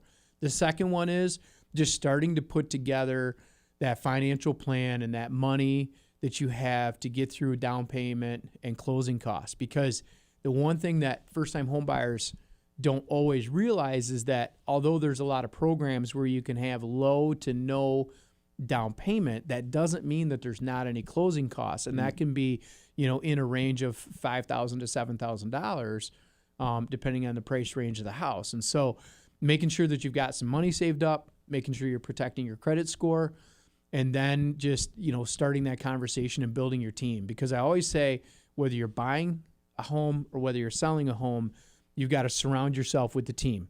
So your team, Team Bosscher, when you're trying to buy a house, is your agent, your lender, and then it becomes the title company, whatever. And that's the team of people that is getting you across the goal line safely, smoothly, and you can walk away and say, yeah, I had a really good experience buying my first home. What's the best way people can get in contact with Matt Smith Bond and Realty? Best way to get a hold of me is on Facebook at Matt Smith Home and Outdoors Realty, or you can call me at 989-948-3738.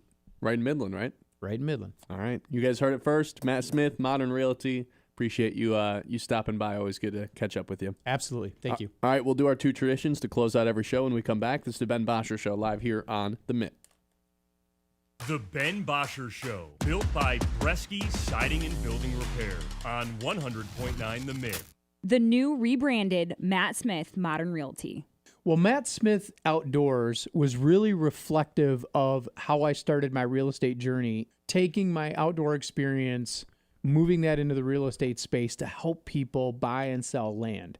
So many people in this region ended up calling me and wanting me to work with them to help them buy and sell homes. This new brand was more reflective of what I'm delivering to people in this region every day. I'm Doug Cellini, financial advisor with KingsU Partners here in Midland. You've worked hard, played fair, and built a life worth protecting. Now, it's about making sure that people you love are taken care of. I help families bring every part of their financial life together so you can spend less time worrying and more time enjoying what really matters. Because real success isn't just about money, it's about peace of mind. Find me, Doug Cellini, at kingsu.com, Midland office, or on Facebook. Tired of floors that snore? Walls that whisper, meh? Premier Tile in Midland is here to spice things up one tile at a time. They've got backsplash that'll make your pasta jealous. What? Shower walls that'll actually sing in the morning. And floors so fabulous, you'll consider eating dinner off them. Stylish, affordable, slightly obsessed with grout. Visit Premier Tile, located between Stark and Sturgeon, right off US 10, or at PremierTileStone.com. Hey, sports fans, heading up north? Whether you're gearing up for the big game, hosting friends, or winding down after a long day, Hops and Schnapps is your ultimate beverage destination. With one of the largest selections of beer, wine, and spirits in Michigan, featuring over 1,000 options from around the globe, we're your beverage experts. Plus, our friendly team is here to help you find the perfect pick. Visit us in Standish, Grayling, and Gaylord today. Hops and Schnapps, raise your glass, raise your spirits. Hey Midland, join the Silver Sneakers and Renew Active programs at the Midland Community Center, where fitness for seniors is fun and free. With Silver Sneakers and Renew Active, seniors 65 and older enjoy access to Greater Midland Community Center, North Family Center, and Coleman Family Center, all at no extra cost with eligible Medicare Advantage plans. Dive into all group fitness classes, exclusive Silver Sneakers classes, and our Greater Midland Walking Club. Get moving with Silver Sneakers and Renew Active at the Midland Community Center. The Michigan State Spartans. Touchdown, MSU. Heard right here on the Great Lakes Bay Region's home for sports. It's the final road game of 2025 for MSU. They go to Iowa City to take on the 6-4 Iowa Hawkeyes. Kickoff Saturday at 3:30, presented by Weiss Equipment. Don't miss a moment of Spartans football on Sports Radio 100.9. Let's give them what they want. Do it. 100.9 The Mitt. This is more than just a lineup. It's a daily ritual for the die-hard Michigan sports fans. At 6 a.m., Anthony Bellino wakes up the state with Spin on Sports. I do not believe it. At 9, the Ben Bosscher Show is appointment listening, hosted here in the Great Lakes Bay region. I would like to buy some Casey Mine stock. America's Best takes over at noon. The Herd with Colin Cowherd. Well, what about Patrick Mahomes? And at 3, Bill Simonson brings it home on The Huge Show. Sports Radio 100.9 The Mid, for the most passionate fans in Michigan.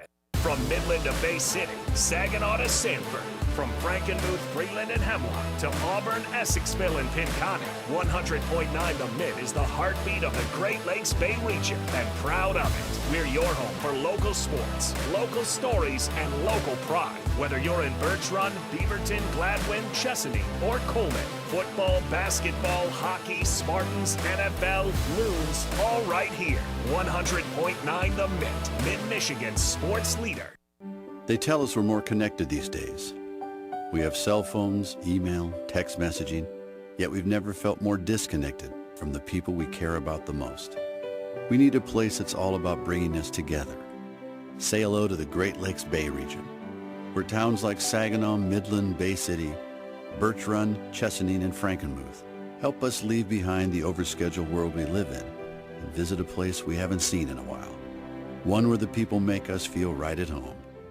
And we remember just how bright our kids' eyes get, peeking through a riverboat railing, just to catch a glimpse of the wildlife. So let's go fishing, bird watching. Let's blow the suds off a local tap, take a tall ship dinner cruise at sunset, or stop by a festival just because the name made us smile. Right here in the Great Lakes Bay region, where reconnecting with what really matters is pure Michigan. Your trip begins at michigan.org.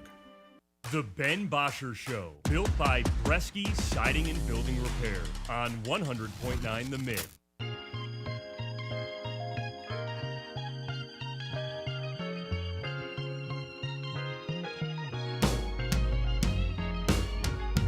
(989-837-6125). Welcome back in. This is the Ben Bosscher Show here on 100.9 The Mitt. Appreciate everyone for sticking around. Thanks to Matt Smith, Modern Realty, for stopping by and letting us know what's going on with realty these days. Yeah. With the housing market. Yeah, some pointed questions. Hey, as a young 20-something, what do I got to do? I was really asking that for you. Thank you. I appreciate that. That's what I'm trying to do. Put all my ducks in a row, you know? That's what I try and do. Who buys a house first, you, me, or Sarah? Oh, definitely not Sarah. No, I'm kidding. Probably. It probably is Sarah, is the funny thing. Yeah, she's probably. Well, you know, she's older, so. Yeah, I guess that's true. I mean, it's what it is, you know? It's life. That's life. Who sings that? I don't know. Of course you don't. Wait, can I take a guess? Yes. Can I get 3 guesses? Yes. That's what all the people say. Frank Sinatra. Oh! On the first guess. Where's the basketball? Bang! Bang! Oh, what a shot! Wow. Some people are calling me that guy. I just called you that guy. That was first guess. Very proud of you, Ben. Very proud. Thanks. All right, let's do our 2 traditions to close out every show. The first of those is our lock of the day. Lock of the day. You better lock it up. No, you lock it up. Lock it up. Lock it up. Lock it up. Man, I should have bet on Michigan State last night. Sheesh. That would have been a lock. But yours was a lock. You had Pistons money line. Pistons never stop winning. They do not lose games anymore. 11 straight. Cade Cunningham, team on the back. Jalen Duren looks like a problem. Jalen Duren's becoming one of those guys that some teams just don't have an answer for him. Like the physicality he brings down low, he is so strong down there at 22 years old that he's just like, it looks like a dad playing against his middle school sons in the driveway. Like, he just sticks his butt out and moves dudes with his shoulder. Mm-hmm. He gets baseline, he's just like, hey, watch this. Boom! And guys go fly. Easy layup every time. Hawks didn't have an answer for him last night. It was awesome.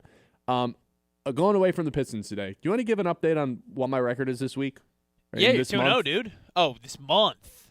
Your record would be, oh, man, we don't do this cumulative, so I got to do the math real quick. You're 500. This month.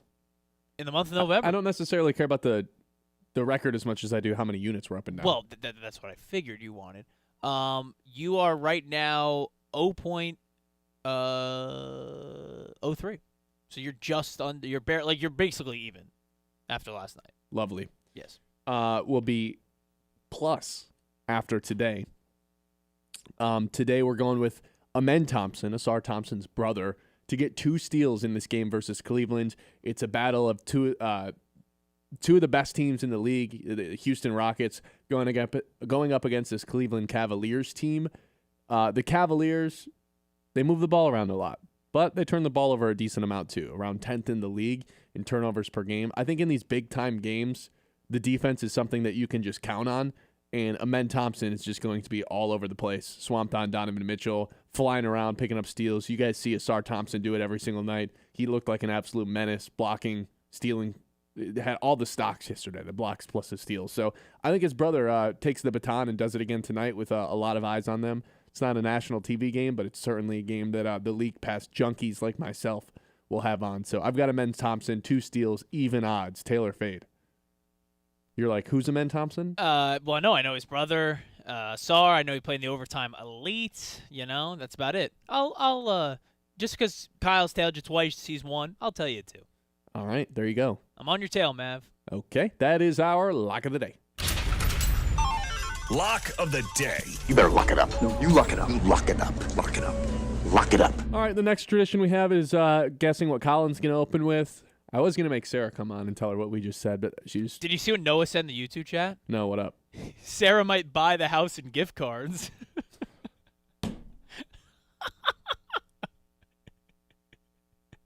Ben's done. Well, we don't have that much time left. What's Colin going to open with? That is such a deep pull out of that is bottom of the bag, last fry, grabbed it and pulled it out. That's Noah, man. That's a true fan. That's an true old listener. reference. That's why we appreciate him.